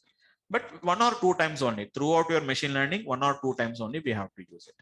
But if you want to using for one time also, we have to know the concept. So that is the reason why we are discussing about that, right? Okay. Right, guys. Okay, so later we'll see them 1 or 2 times we are going to use them. I'll explain that, like where do you use a set object actually. Okay. Now let us come to the methods actually, guys. Let us come to the methods. First, I'll tell you some methods which you can understand it easily. After that, I'll tell you some other methods which are different from the list and the tuples actually, guys. So one more thing actually, guys, it's a mutable object only. Set is a mutable object, guys. Means you can modify them. Modify them means you can add some elements, you can remove the elements, whatever you want, we can do it actually, guys. First one, which is going to be nothing but the method is going to be how do you add the elements actually, guys. Normally in list we have append, we have an append, we have an extend, and we have something called as an insert. But in the list we are in the sets we are having a method called as an add object actually, guys. Add is a method and just give the value actually, guys. But where it will be generally, why it is not append? You may get a doubt, sir. Why it is not append then? Why it is not append means generally appending means It is at the end. But here in set object, we can't say that it will be appended at the end actually, guys. We can't say that it will be appended at the end actually. That's the reason we don't say that append and extend. Even in insert also, insert is based on the index concept. I want to insert before the second index. I want to insert before the sixth index. But here indexing does not work actually, guys. So it is going to be add. So what is add is going to do actually, guys? It is going to add the value to the set actually. But one small problem actually, guys. If the value is already existing, simply it does not do anything. It does not raises any error also actually, guys. Because we know that the elements must be unique. If already 10 was there, if we try to add a one more time 10, it does not throws any error saying that 10 was already there, 10 was already not there. It does not raises any error actually, guys. Sets are mutable. Yes, absolutely. Sets are mutable. Just now I told you the point. No? Just now I told you the point actually, guys. They are going to be immutable objects. Sets are going to be mutable objects actually, guys. Okay, fine. Add the value to the set, but I can't say that where it is going to be appended actually, guys. And I think so I need not to tell you about what is clear actually, guys. Same, clear is going to be common actually, guys. Some methods are common actually, guys. But they will work with respect to that object only. It will work actually. Clear, you know what is a clear actually, guys? Clears all the elements from the set. All the elements from the set it is going to remove actually, guys. Same as it is, we are having some option called as an remove actually, guys. Think a little bit carefully, guys. Remove is going to be based on value based actually, guys, right? It is going to be value based actually. While I'm discussing about the list, I told you what is the remove method is going to do, guys. In list object, same element may be there for multiple times. That's why it will remove only the first occurrence. But in set object, it is only one time available. The value is not duplicated. It is going to be only unique values only. So I cannot say that first occurrence, second occurrence. I cannot say this actually, guys. Remove, you know this actually, guys. Remove is going to, it does not return anything, guys. Add won't return anything. Clear won't return anything. Remove also won't return anything, guys. What it is going to do, guys, remove the given values or removes the given value from the list. Given value from the list. And we know this from the set actually, guys. But you know one point, this value must and should, it must be there actually, guys. If the value is not there, it will raise us an error actually. The value must and should, it must be there. If the value is not existing, if value does not exist, or if value is not in the list, if the value is not in the list, then it is going to be raised as an error actually, guys. An error will be raised. Here there is one small a method which is speciality here actually, guys. That is, we have a method what we are going to call it as discard. It is going to be discard actually, guys. What is a discard is going to do, guys? Discard is going to be nothing but same as a remove actually, guys. But difference is, if the value is not existing in the list, sorry guys, not in the list, it is not in the set. It is going to be not an error. So it is going to be no error if value is not in the list or value is not present. That means it does not make any noise at all. What is remove is going to do? If remove value, if the value is there, it does not make any noise. That means noise means generally I'm talking about that. It does not raise us any error. But whenever the value is not there, immediately it throws an error actually, guys. Error is a noise in our, normally error is always a noise actually for us, guys. Whenever we talk about a discard, discard says that if the value is present, I will remove. If the value is not present, I don't do anything actually, guys. If the value is there, it will remove. If the value is not there, it does not do anything. Discard is not like this actually, guys. So remove is not like that actually. If the value is present, it will remove it. If the value is not present, it will raise as an exception actually, guys. One error will come actually, guys. So similarly, the same way, guys, but with a small changes, what we can do. For adding, only one add method, guys. But for removing, we have clear, we have remove, we have a discard, we have a pop also actually, guys. But pop does not takes any index, guys. Pop does not takes any index because in set objects, we can't remove any based on the index actually, because we cannot point to the index actually, guys. What is pop is going to do actually, guys? Remove and return. You know this actually, guys. It will remove as well as it will return actually, guys. An arbitrary number. It's going to be arbitrary actually, guys.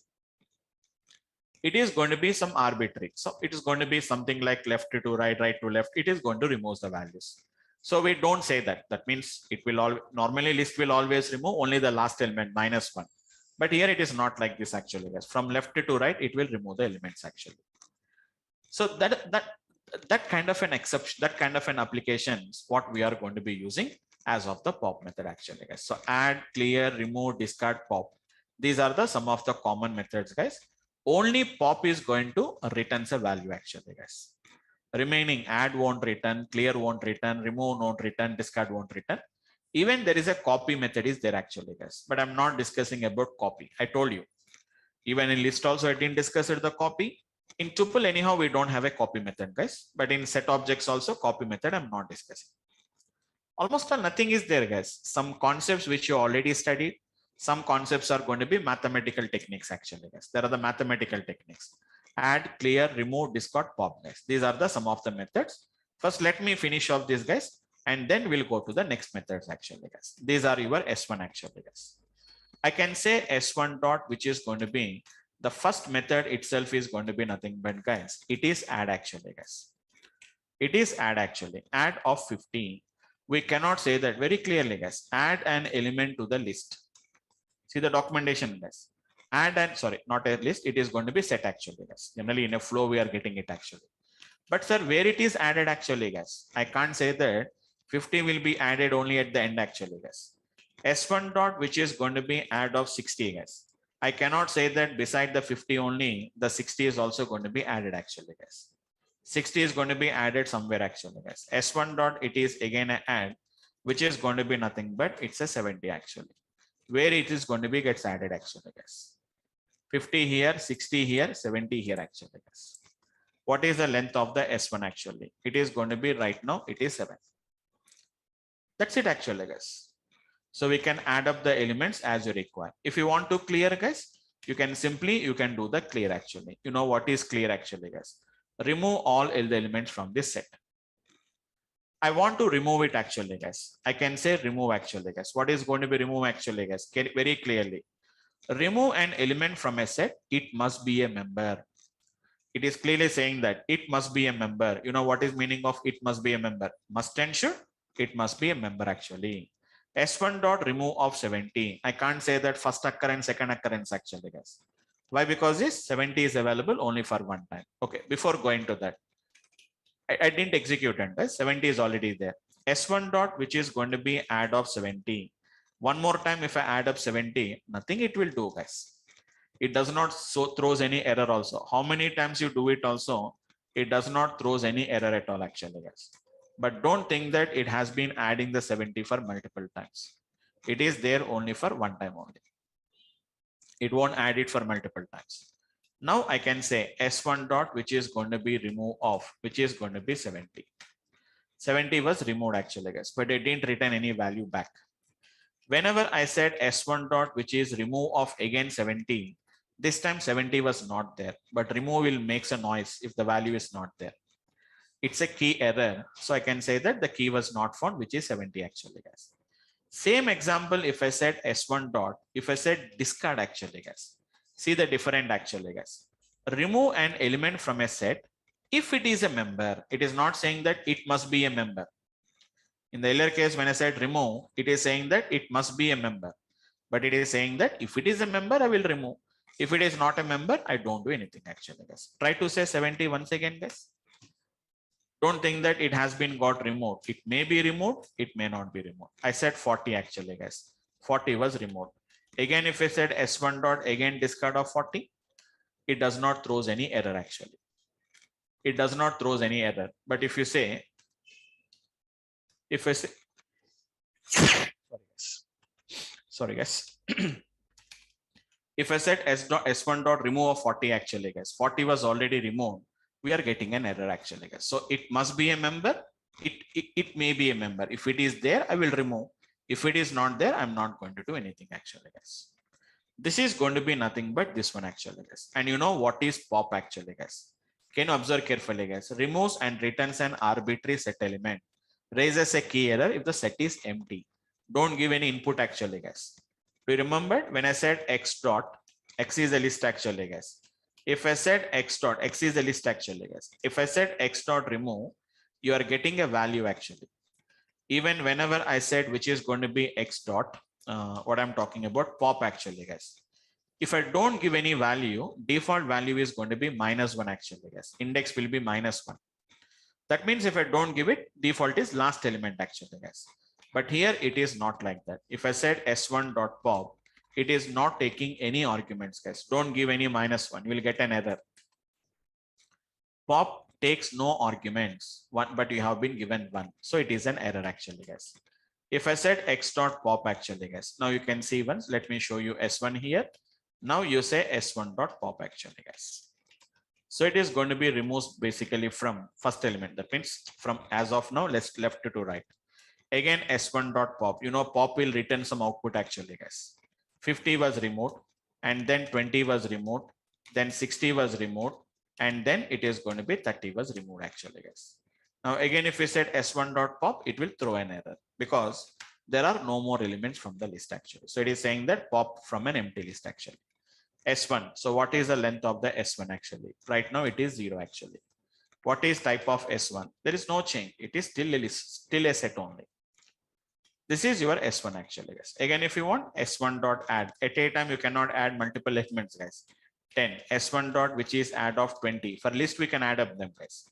But for set we can't add it actually. S1 dot 30, S1 dot, which is add of, which is going to be nothing but it's a 40 actually, guys. So this is the data, what we can see with the data, guys.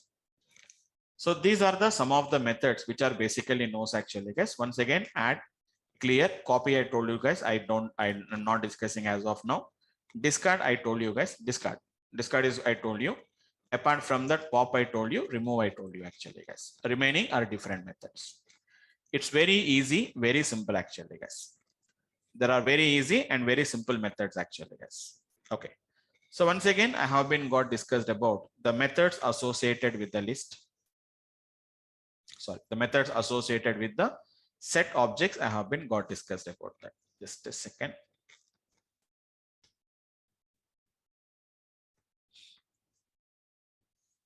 Yeah. So these are the methods what we have it actually. These are common things. Add, clear, remove, discard, pop. These are common methods actually, guys. Now there are methods which are special, which are going to be speciality in the list set actually, guys.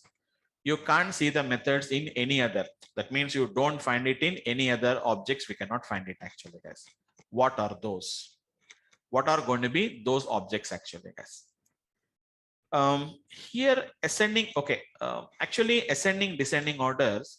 Generally we have a method is there actually, guys. That means we have a function is there, not ascending, descending. It is going to be nothing but it is going to be the S7, what we can see with the data. There is a method is there is a function is there actually, guys. Sorted of S1. You can see sorted can be used on list, tuple, sets, anywhere you can use it actually. It is working, but see the output what we can observe carefully, guys. You see the output what we can see it actually, guys. S1 I have given as an input as a set, but sorry, as a set, but outcome is coming like n, which is going to be nothing but it's a list object. It is coming actually.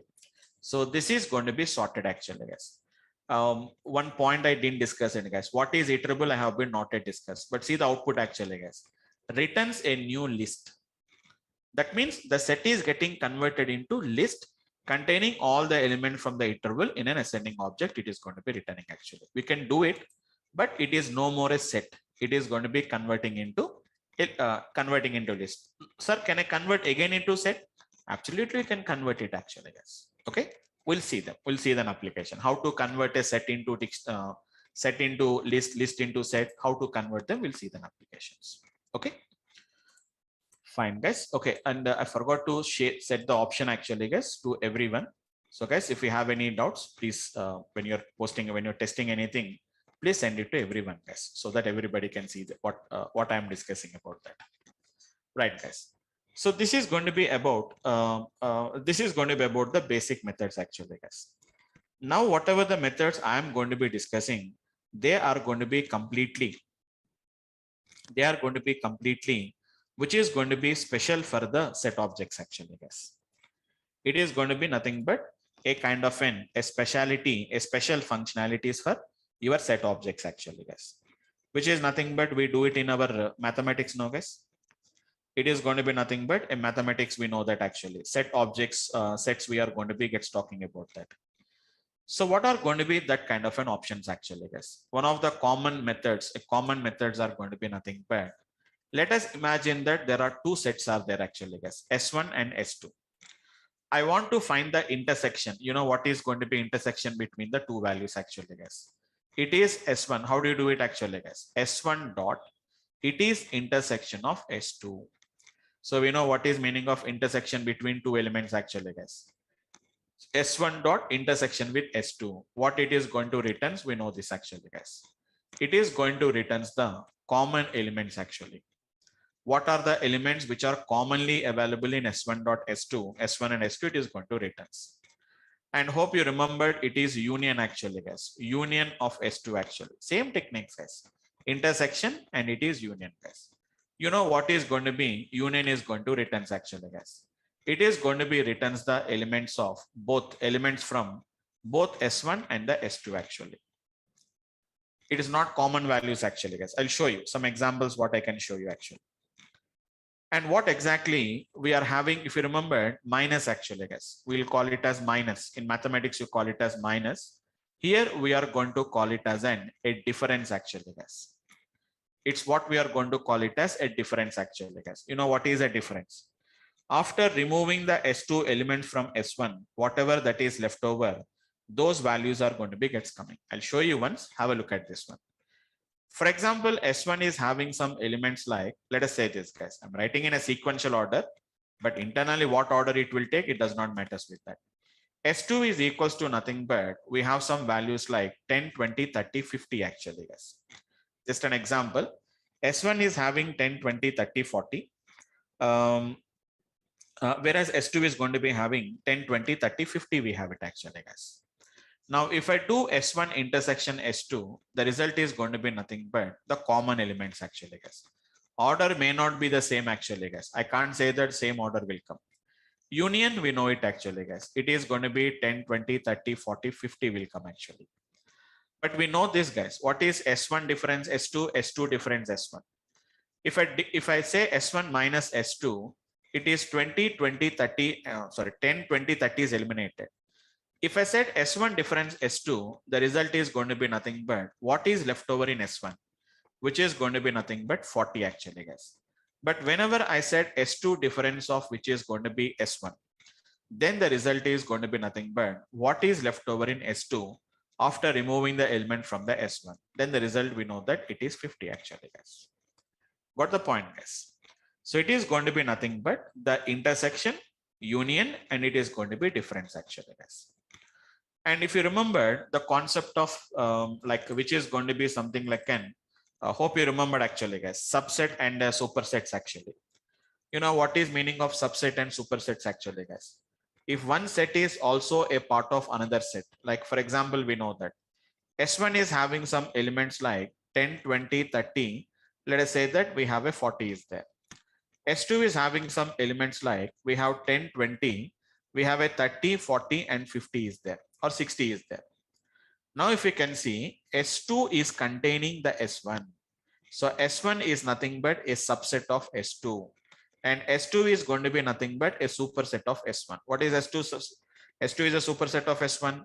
S2 contains all the elements of S1.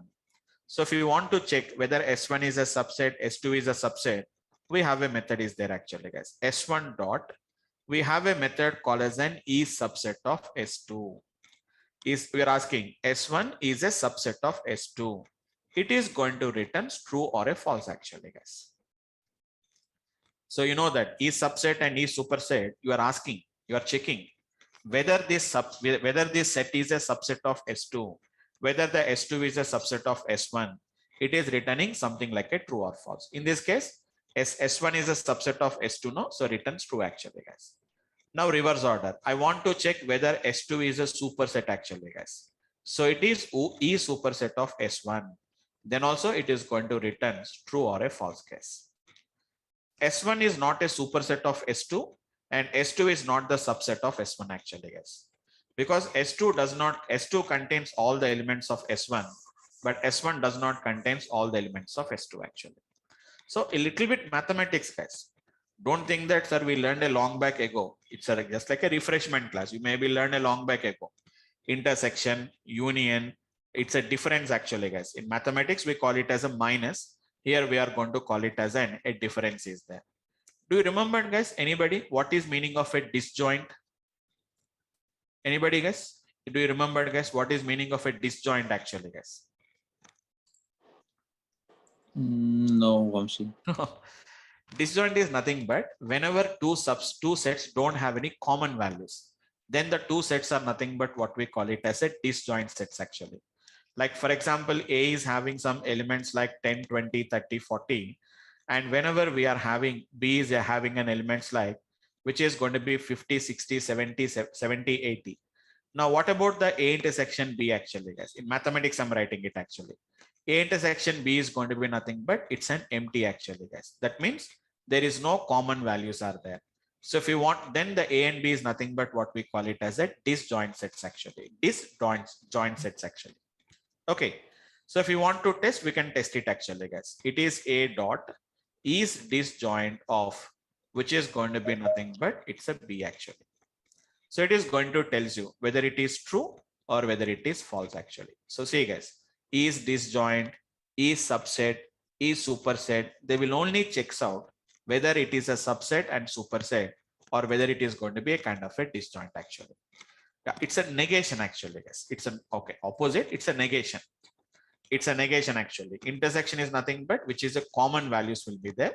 Disjoint means nothing but which do not have any common values. Which have common values, which do not have the common values. That's it actually, guys. Okay. So just we can play with the things. We can just play with the things actually. Just you can also do by yourself actually, guys.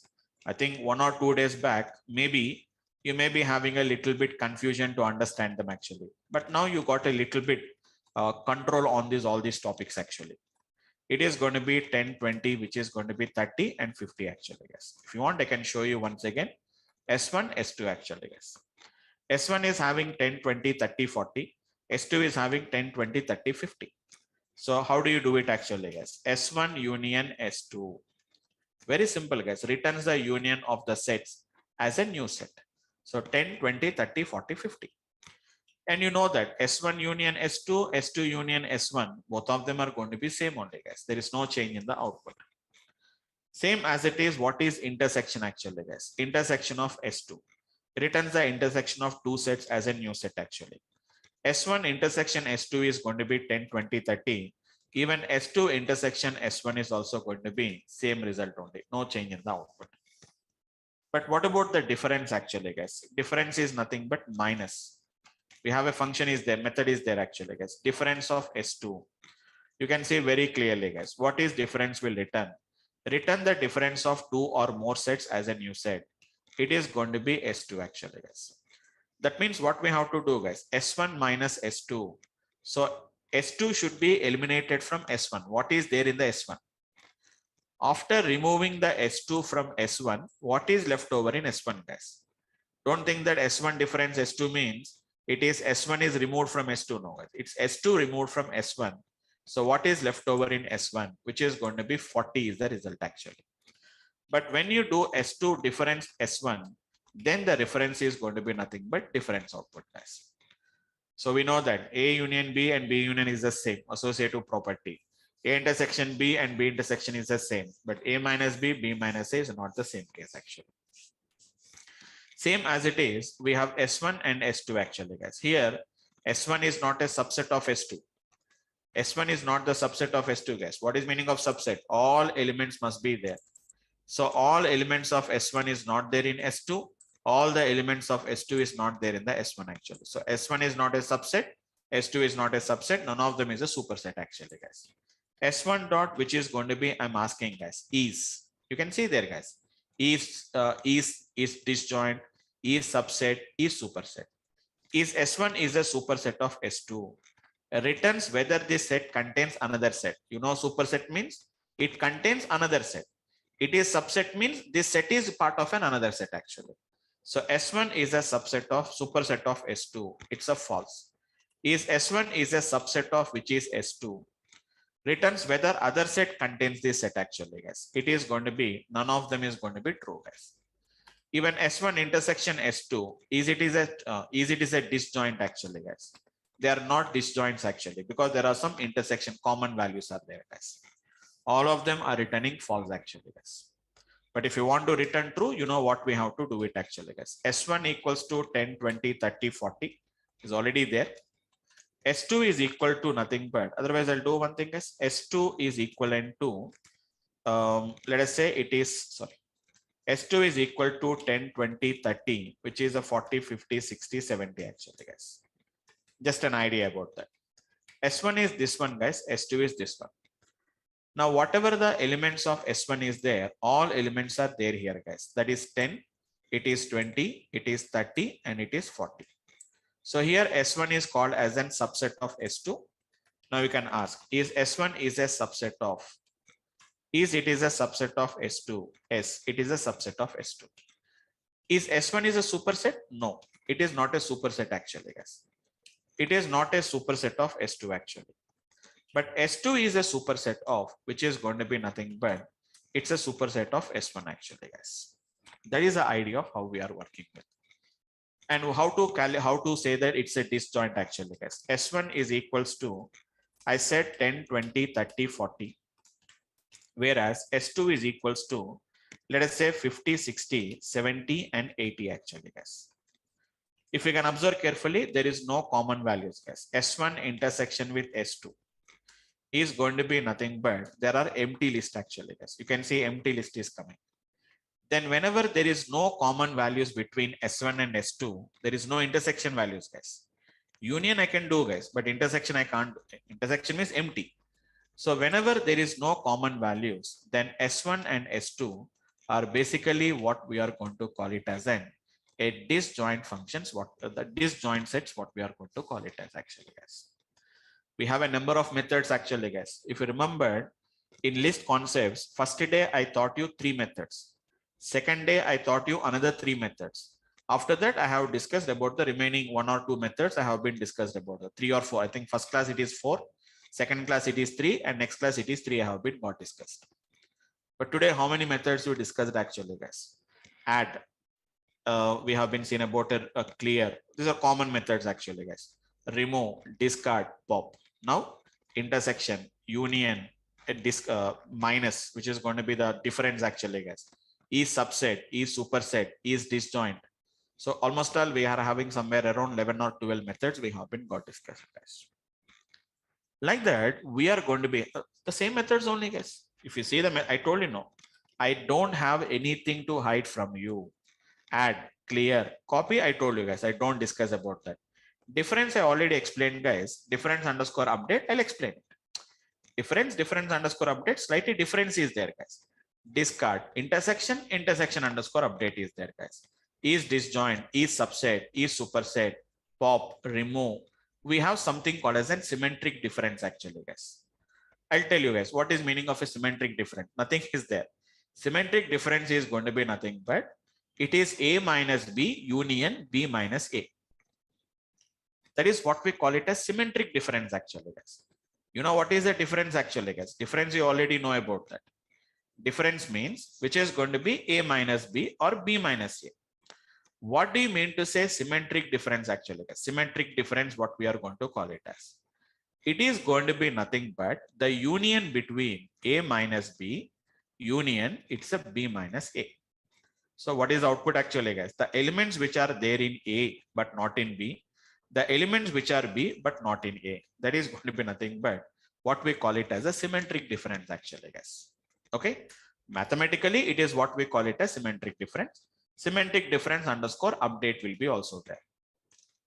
It is symmetric difference underscore update is also there actually, guys. S1 dot, if I say S1 dot, you can see it actually, guys. Symmetric underscore difference underscore update will be there actually, guys. Okay, I'll tell you, if you know symmetric difference, understanding symmetric difference, update is also same actually, guys. Union, and we have an update is there. Nothing difference is there, guys. Just there are going to be just a small extension. You know, intersection underscore update. You know, difference underscore update. Union, it is actually union underscore update actually, guys. This update is actually they given as a name as update actually, guys, but is indirectly it is union underscore update actually. And we have a discard and we have a we have a symmetric difference. We have a symmetric difference underscore update is there. Just 5 minutes it will take it actually, guys. Tomorrow I'll just explain the concept because already 10:35. So I'll take up in the tomorrow's class, and tomorrow I'll finish off this one, as well as there is a one more concept called as a dictionary objects actually, guys. We'll complete off that particular dictionary objects, and then we'll think about like that will complete off your basic data structures, guys. Then what is the next level? What is the next concept? We have to discuss it actually, guys. Okay. So that's it. I'm ending the session for today, guys. We'll end up the session for today. If you have any questions, we can discuss it, guys. Anyone, guys? Do you have any questions? Like, why don't we have these options for list also? Basically, once if we have it for the list, because list is going to be accept multiple values, it will take it. So it's an all predefined classes actually, guys. It's going to be all about the predefined classes only. So they given the functionality, we have to use as it is.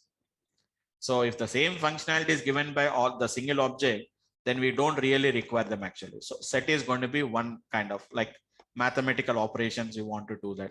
So why don't you have it as a set object means, for example, if I put it for the list object also. So list is going to be gets contain multiple values, duplicate values will be there. So there slicing and indexing is allowed. Here slicing and indexing is not allowed. So it's going to be a functional distribution they have been gotten actually. Okay. Fine. Okay. Machine, yeah, I like machine learning. Machine learning will still takes a lot of time. Don't worry about that. Actually, in the evening 8 p.m., it will still take another 10 more days to start with machine learning because core Python should be completed, NumPy, Pandas, data visualizations. These are the prerequisites to start with the machine learning. So all these topics will take around 40-45 days. After that, machine learning will start. Okay. Fine. These are all prerequisites. Whatever you're learning is a prerequisites. Fine. Right, guys. What will be the next topic? Next topic is going to be, before going for the next topic, we'll see what are the other IDEs are there. We don't work with this IDLE anymore because it becomes more complicated in the coming classes. So we have a different IDEs are there. So how to install them, which IDE we prefer. And even we are going to be using something called as a Jupyter notebooks. I use a Jupyter notebooks actually. So how to set up the Jupyter's environment, that will be almost all one day it will take it. And then normally like a common programming language, conditional statement, control statements, if and for statements, that common things will be there. And after that, we have some classes like string classes. We have something called as in comprehensions, functions topic. Those are some of the core concepts of Python what we have to discuss. It may be another one more week, it will complete off, guys. Okay. Fine, guys. We'll end up the session for today, guys. And please attend the, I think, who has been joined lately. And one more thing, guys, please, if you want to take up the course, some people has been joined lately. So please get registered. I think you can have all the following, the payment procedures and all these things, so that you can get all the access to the drives, all the backup sessions, links, videos will be coming. You need not to wait for the backup sessions also. So you can go through the videos and you can take up the particular classes also. So please complete off all your payment procedures and all these things. We are just closing the batch by end of this week, guys. We are just closing up.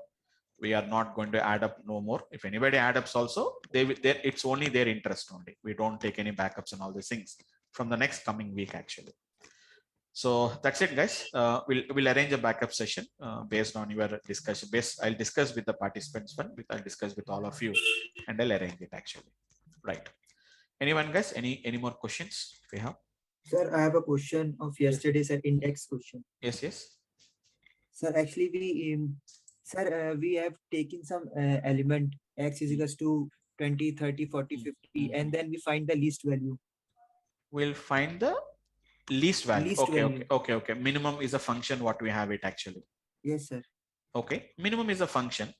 Directly you can find out what is the minimal value. Do you want to know what is the minimal value, or do you want to know where is the minimal value? Sir, actually, it's count where the place of the Yes. least value. But sir, here, sir, two Not numbers least are value. there, sir. X. Not least values actually. It is going to be wherever it finds the first occurrence, it is going to returns that. Okay, your point is correct. It's saying that wherever it is going to be the minimal value, that means wherever it finds the first occurrence, it is going to tell you that particular index. It is going to tell you about that. So what is your elements you have? If you give an idea, what are the elements you want to take? Sir, 20, 34. Okay. 20, 34. Sir, your okay. example here. I didn't remember yesterday's values now. Okay, 20, 34. Any just tell me some ideas about that. Okay, 40, 12, 16, 18. Okay, some 12 again one more time. Let us say 6, 8, 16. Okay, let us say 42 and something like an 8, for example. Okay, shall I take these values for example? Okay, Okay, sir. now tell me, what is your requirement now? Index is Sir, going to tells you, like for example, I'm asking 16. Where is that particular 16 index is there? This is 0, 1, 2, 3, 4. It's a 5, 6, 7. It is an 8, 9, 10, and 11. So where is the, it will start from the 0 index actually. Where is the first 16 was there actually? It is there at the 4. It will return the 4 as the value. Did you got it? yes, sir. Okay. Now, what is your question now? Sir, if we find, sir, x dot index Okay. to an 2. First value is going to be 16. yes, sir. Okay. Next value is nothing but where to start your search. By default, it will start searching from the 0 here only. For example, if I start searching from 7, now can you tell me it is going to start from the 7 here now? It will start searching from here now. Now tell me where is the first occurrence of 16 is there now actually? It is there here now, right? So what is an index? It is going to be there now.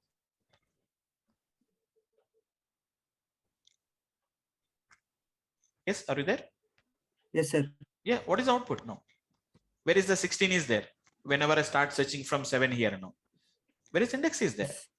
9. 9. It's going to return the 9 as an output actually. So where you want to start searching, that is going to be the searching criteria here now. If I don't specify anything, it starts from searching from here itself. Okay, sir. Okay. For example, if I said x dot, for example, if I said index of, if I said 16 comma, for example, 5 comma 8, if I say, just an example I'm talking about, then can you tell me what is meaning of 5 comma 8 now? Search for 16. Where to start your searching now? Start from the 5th index, right? From here. And where you have to go up to there, up to 8. It's not up to 8. It is before the 8 only. That means only it is going to search for 16 only in these 3 elements only. So do you have the 16 in these particular 3 elements now? Okay, sir. No, sir. No. Then we are going to get an error. Okay, sir. Okay. Thank you. So where you want to search. If I don't specify anything, it will start from beginning. It goes up to the last. If I specify the starting index, only from the starting index up to the last. Here, if I specify both of them, starting as well as ending, but 5 is included, 8 is going to be excluded. So it will search only for 3 indexes, 5, 6, and 7. In these 3 indexes, it will, in these 3 elements, it finds a 16, it returns maybe 5, maybe 6, maybe 7. Otherwise, we'll get an error actually. Okay, sir. Thank you, sir. Fine. So thanks for today, guys, and we'll meet up in the tomorrow's class. Thank you, love you guys.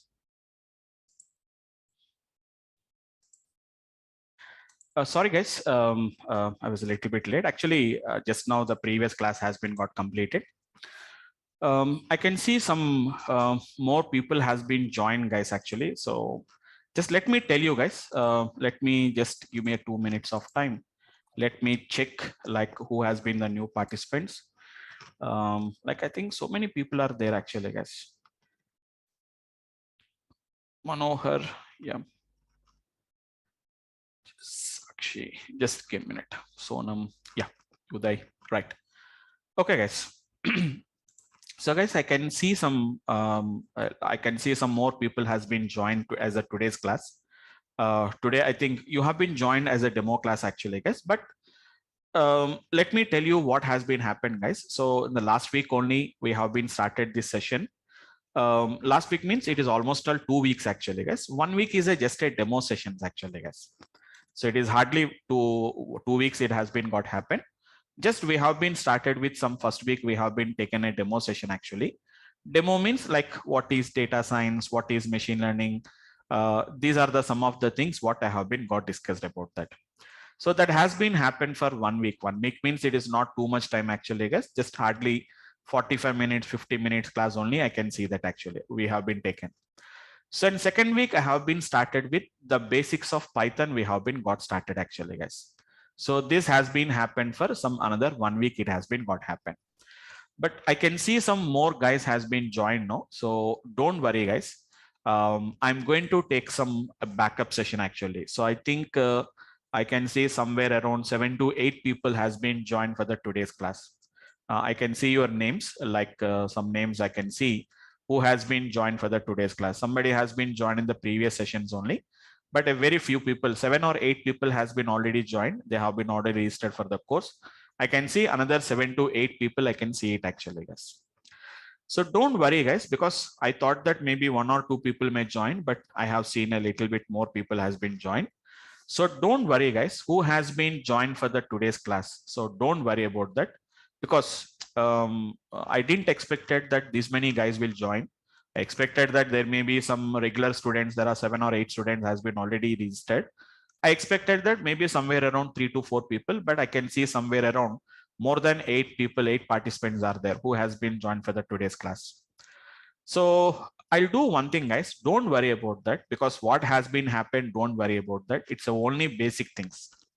If you are already having some core concepts of Python, it's a very simple topics only, which you can understand them. Don't worry, I'm going to take the backup sessions, guys. If you really feel that there is, actually I can give you recorded sessions actually. So I can take some kind of a backup sessions, I can take it actually, but just give me 1 or 2 days of time. I'll arrange the backup sessions actually, guys.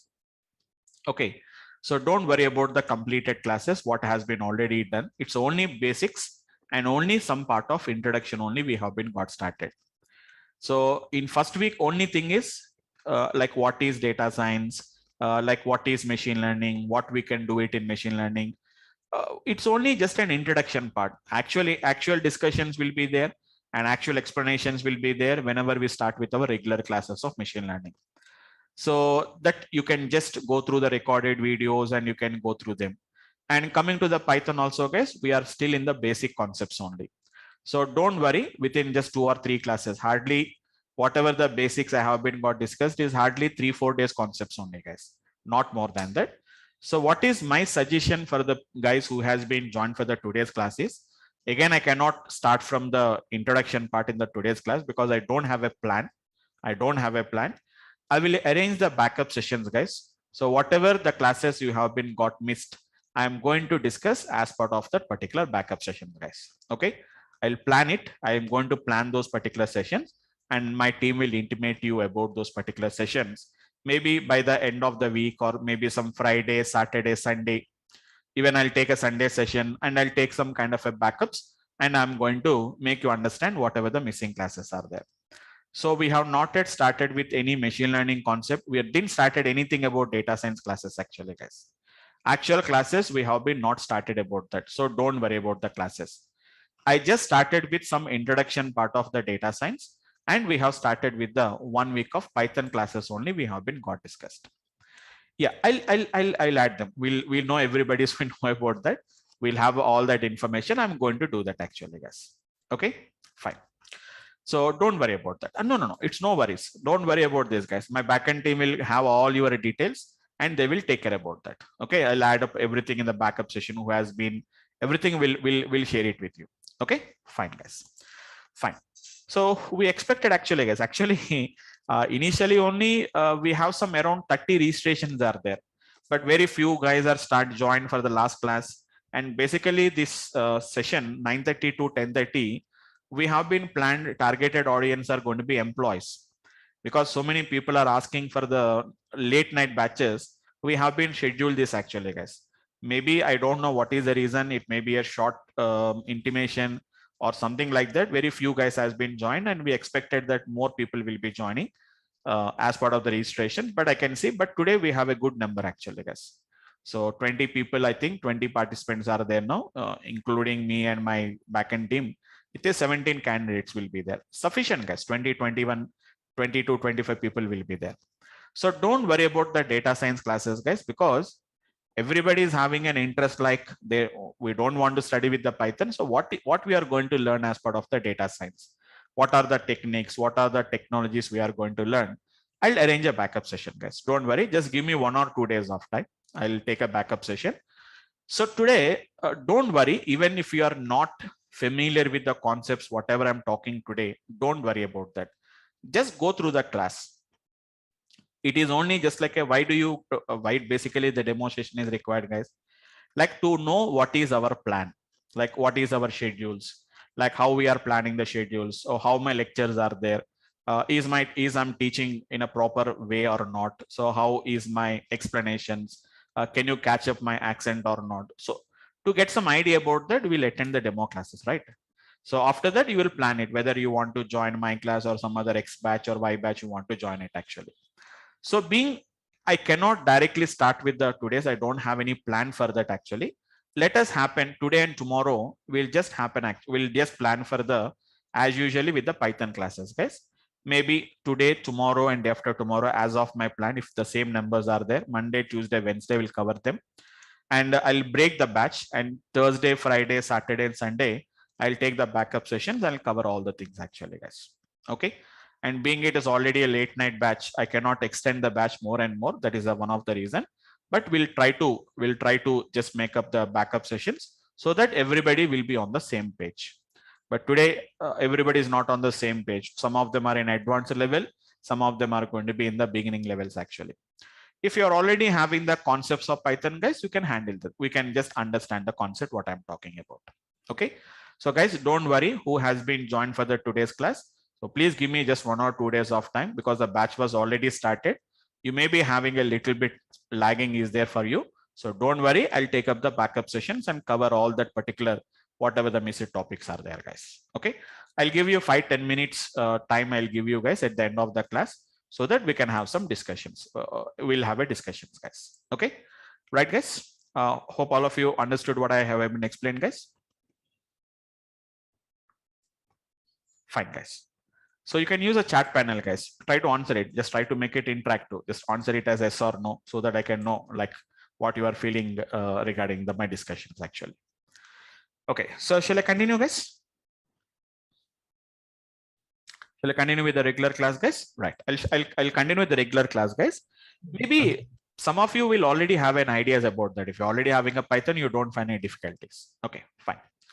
So guys, we have been started with, currently our discussion is on a Python concept, which is going to be in Python. We have something called as n sequences actually, guys.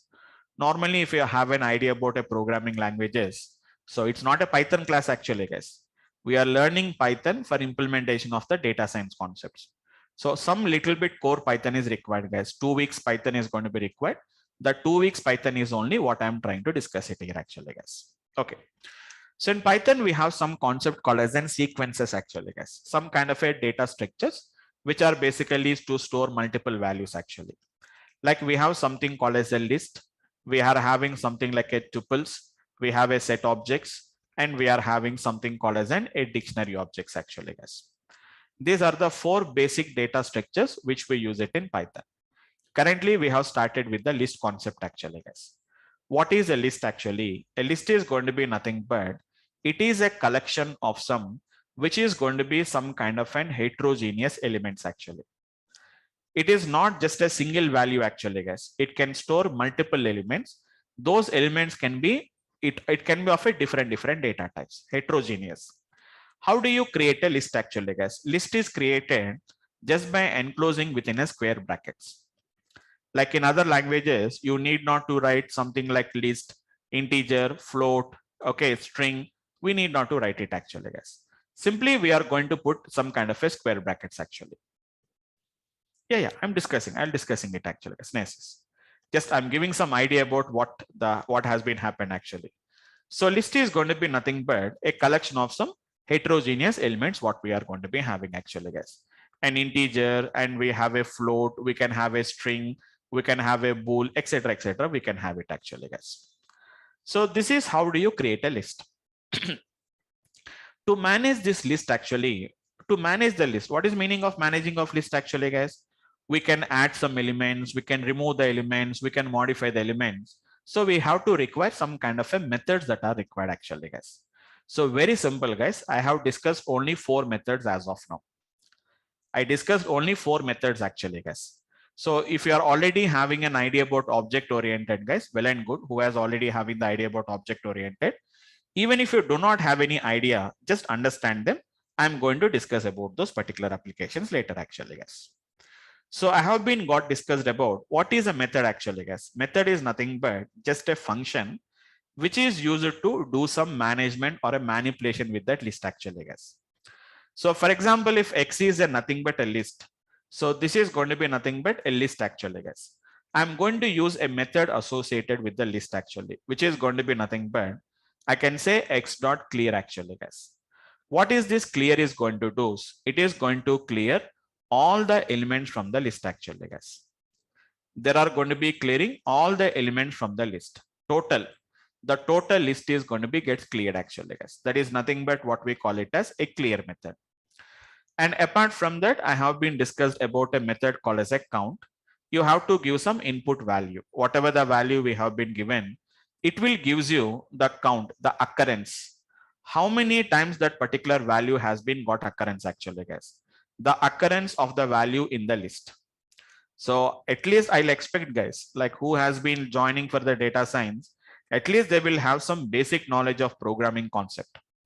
So at least I expect that at least we have some minimal knowledge of programming, so that it's a person who is completely without having any knowledge of computers, they don't prefer to learn a data science actually, because data science is completely a little bit higher level concepts actually. Same as it is, I have been told about a method called as a pop method actually, guys. Pop is going to be nothing but what it is going to do is it is going to remove the element at the given index. Normally, like other languages, index starts from 0 to n, from the left to right. Don't worry, guys. It is also from right to left also. We can talk about them. Don't worry about that. Right to left index also we can define it actually, guys. It is indexed base. It is going to remove the element actually, guys. It removes the element at the given index actually.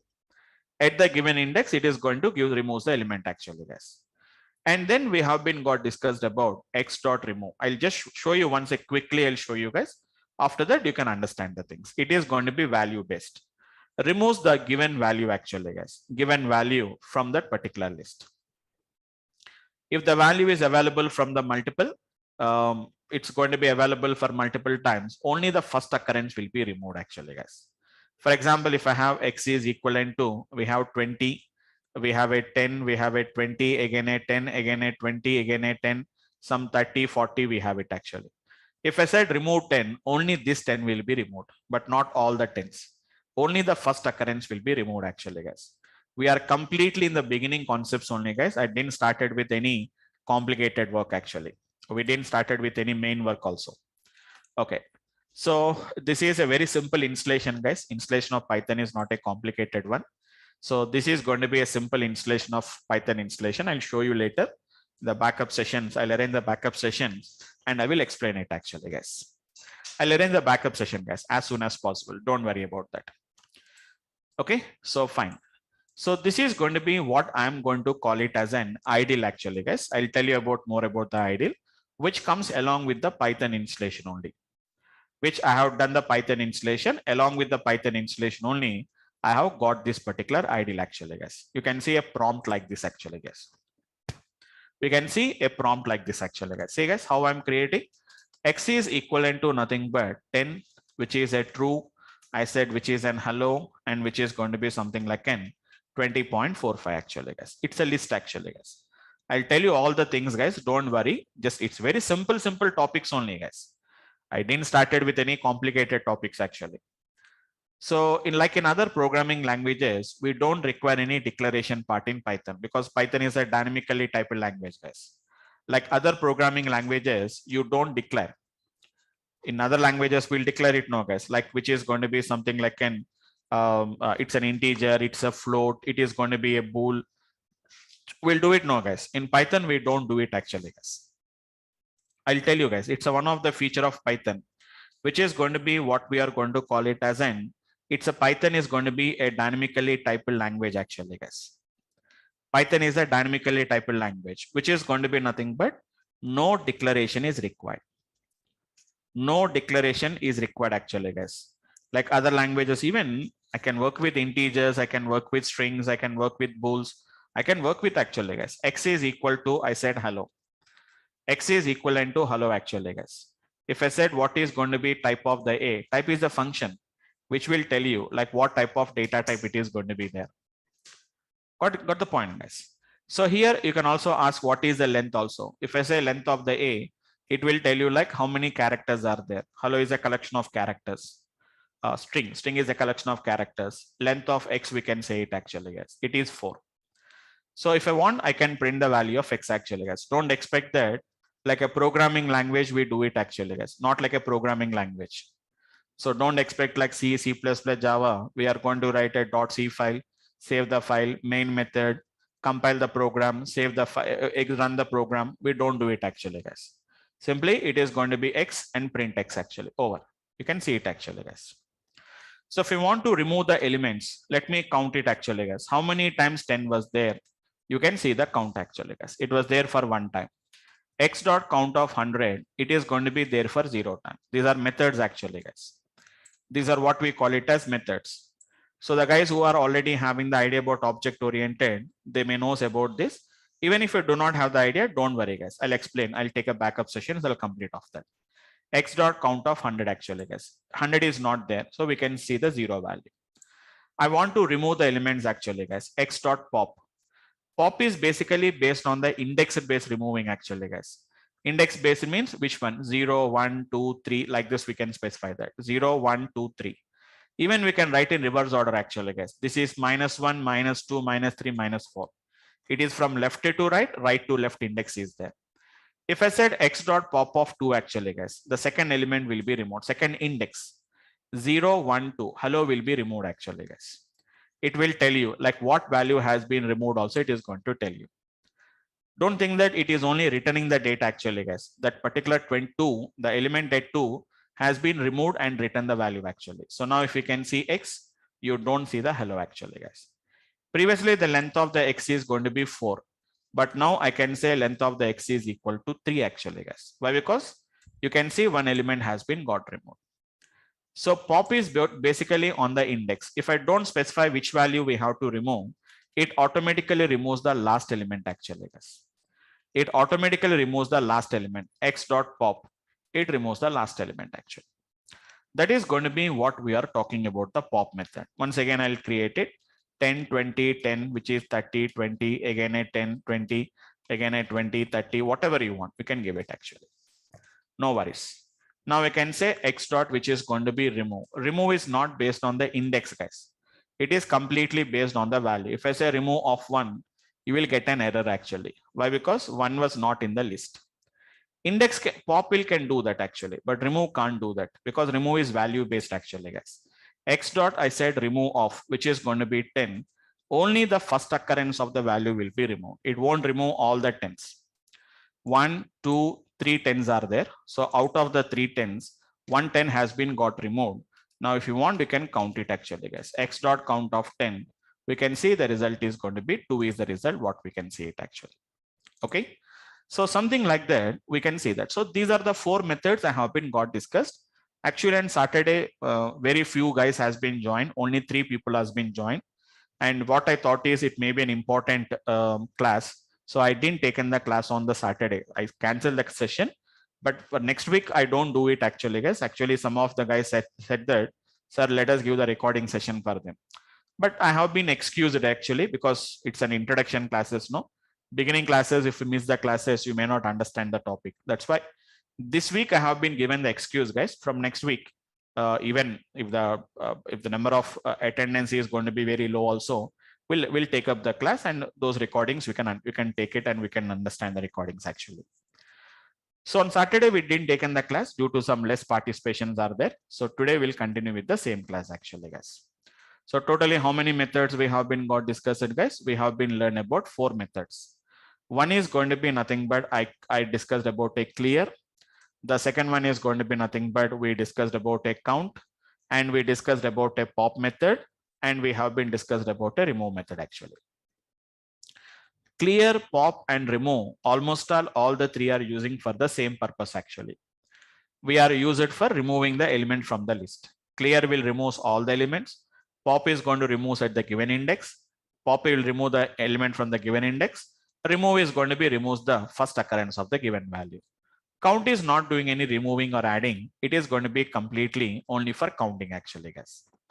So today I'll tell you about another 3 more methods. Actually, totally 11 methods are there actually, guys.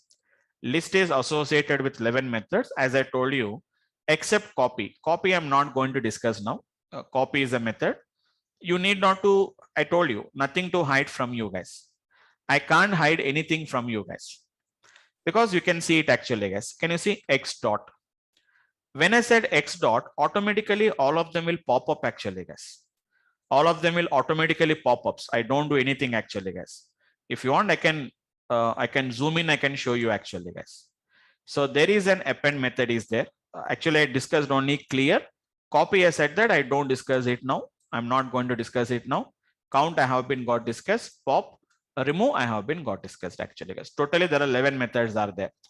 There is a one more is there actually, guys. Sort is there at the bottom. We have to scroll it down. We have to scroll it down. You can see a sort at the bottom. Totally, if you count it, guys, 11 methods will be there actually. I don't discuss the copy because copy cannot understand now itself. So remaining out of that particular remaining 10, we already covered 4. Still, we have a 6 methods are there. Slowly, I'll discuss it, guys. Now I'm going to discuss about another 3 more methods actually, guys. One is going to be append. The other one is going to be a method called as an extend. And one more is going to be what we call it as insert, guys. Totally, there are 3 methods are there. They are a little bit similar. That means they are not exactly the same, guys. They are little bit the same concept will be there. Basically, these 3 methods are basically to add the elements actually, guys. Clear, pop, and remove, what they will do, guys? They will remove the elements. They are going to remove the elements actually, guys. Whereas this append, extend, and insert, basically they are used to remove the elements actually, guys. They are going to be basically used to remove the append, extend, and insert. Basically, they are used to add the elements actually, guys. They are basically used to add the elements. So all the 3 will do the same thing, but it's a slightly difference it is going to do actually, guys. So guys, who has been joined for the today's class, hope you can able to follow it actually. Even you have not joined from the beginning, they are very simple. I created a list. Now what I did is I removed the element from the list. Now I'm going to be discussing about how to add the elements to the list actually, guys. The names are very easy. Append, extend, insert. Almost all the 3 are telling the same thing. Append, you can append the elements. Extend, we are extending the you are extending the list actually, guys, by adding some elements actually. And we are inserting the elements actually. Then what is the difference between all these 3 actually, guys? Let me explain you. Append is going to be, because we are still in the beginning, guys, some of the points may not be gets connected to you. It will take some time. Slowly, step by step, I'll explain it actually, guys. Slowly, step by step, I'll explain it. Not at the same time, we cannot understand it actually, guys. Okay, simple to understand. Append is going to be nothing but easy to understand it actually, guys. Append is going to be takes an input as an element. What is that append will do actually, guys? Just it is going to append the element. It is going to append the element to the end of the list actually, guys. To the end of the list actually. It is going to be appends that particular element to the end of the list. If list is already having 5 elements, the new element will be appended only at the 6th. You already know what is append mode actually, guys. You cannot add wherever you want to add it. We cannot add wherever you want to add it actually, guys. It will be added only at the end of the existing elements only. It will be added. And one more important thing I told you, guys. Most of the methods won't return anything. Like for example, talk about a clear method, guys. When you said clear, it won't return any output. whether it is cleared, whether it is not cleared, it won't return anything to you. If you want to verify whether it is cleared or not, we have to go to the list and we have to verify that. Then only we'll come to know that, okay, these elements has been got cleared from the list. Count is going to return some element actually, guys. Count is going to return an element to you. Yeah, I'll explain it then. Okay, fine. I'll explain it. So the pop and remove is going to be nothing but, if you don't mind, who is that participant name? Right, Mrudula, right? Just give me a second. Yes, I think Mrudula, right? Yeah, Mrudula, do you have the idea about the basics of Python? Do you know about the list? You have the list. Okay. So do you know the indexes? So see, simple example. It is 10, 20, 30, 40, 50. Okay. So you know the indexes, no? This is 0, 1, 2, 3, and 4 is the indexes actually. Okay. Pop is a method which is basically used to remove the element based on the index. So if I say pop 2, it will remove this 30 and it is going to return. So it will return 30 as an output to you. It's not giving the element, guys. It is removing and returning the values. So 30 will be popped out. It will be sent out. So pop is basically used to remove based on the index. Remove is nothing but, I cannot say remove is completely based on the value. If I say remove 2, it won't remove actually, guys. Remove 40, then 40 is going to be removed from that particular list actually. Indexed based and value based. Yes, it's a base. Remove is based on the value based. It's a value based. Whatever the value we have been given, the value will be removed. So your question is like, if 40 is there for multiple times, then what will happen actually? Only the first occurrence of 40 will be removed, but not all the 40s. Got it? Right? Fine. Okay, thank you. Fine. Thank you, guys. So that is about the pop and the remove method. Okay. Appends the element to the end of the list. And coming to the returning value, count will return some value to you guys. I'll conclude all the topics, guys. I'll conclude all the topics actually. Count will return. Pop also returns actually, guys. Pop also will return you the value. Which value it has been got removed, it will return it actually, guys. But clear and remove won't return anything to you. Not only the clear and remove, guys, even append also won't return anything, guys. No return. Extend won't return. Insert won't return. Sort won't return. Most of the methods, they don't return anything, guys. If you want to really know whether that action has been taken place or not, you ask it for appending. You ask it to append some element. So the element is appended, but it won't tell you any information. I appended, I didn't appended, it's an error, nothing it is going to tell you. If there is any problem, it will tell you that there is a problem is there. But in the case, if there is no problem, it simply sits silently, guys. The method will sit silently. They don't intimate anything to you. So I have been done, I didn't done anything. It won't tell you anything. If you want to really check out whether that action was done or not, you have to go to the list and we have to verify it actually. Yes, this is appended. This is not appended. Something like this actually, guys. So very simple technique actually, guys. Take some list actually, guys. I said X is equivalent to nothing but I said some elements. So easy to understand. I'm taking a sequence of elements, guys.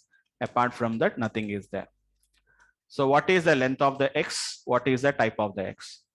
Length is 5 and type is going to be X, which is going to be class list, which is going to be nothing but it's a class list actually, guys. Now I'm appending actually, guys. X dot append. Everything is documented actually, guys. Everything is documented. See, guys, it is automatically showing you like which is going to be object. Append the object to the end of the list. If I said 60 actually, guys, it is automatically appended the 60. But see, don't expect that, sir, we'll get the string as the list as an output with that particular appended 60. No, it won't give any output, guys. If you see the output, you can see the result actually. Then only you can see the result actually, guys. It won't return anything. Whether I appended, I didn't appended, nothing it will tell you. In some situations, we don't know whether it is done or not done. So we have to verify it. Really, it has been got done or not. See the difference. But type won't changes actually, guys. Type of the X is going to be still a list only. What is the length also is going to be nothing but it is going to be 6. Very clear, guys. Earlier it was 5 and now it is going to be nothing but it is going to be 6 actually, guys. That is what we can see as of this particular difference. We can find it. Got the point, guys? So it will always append only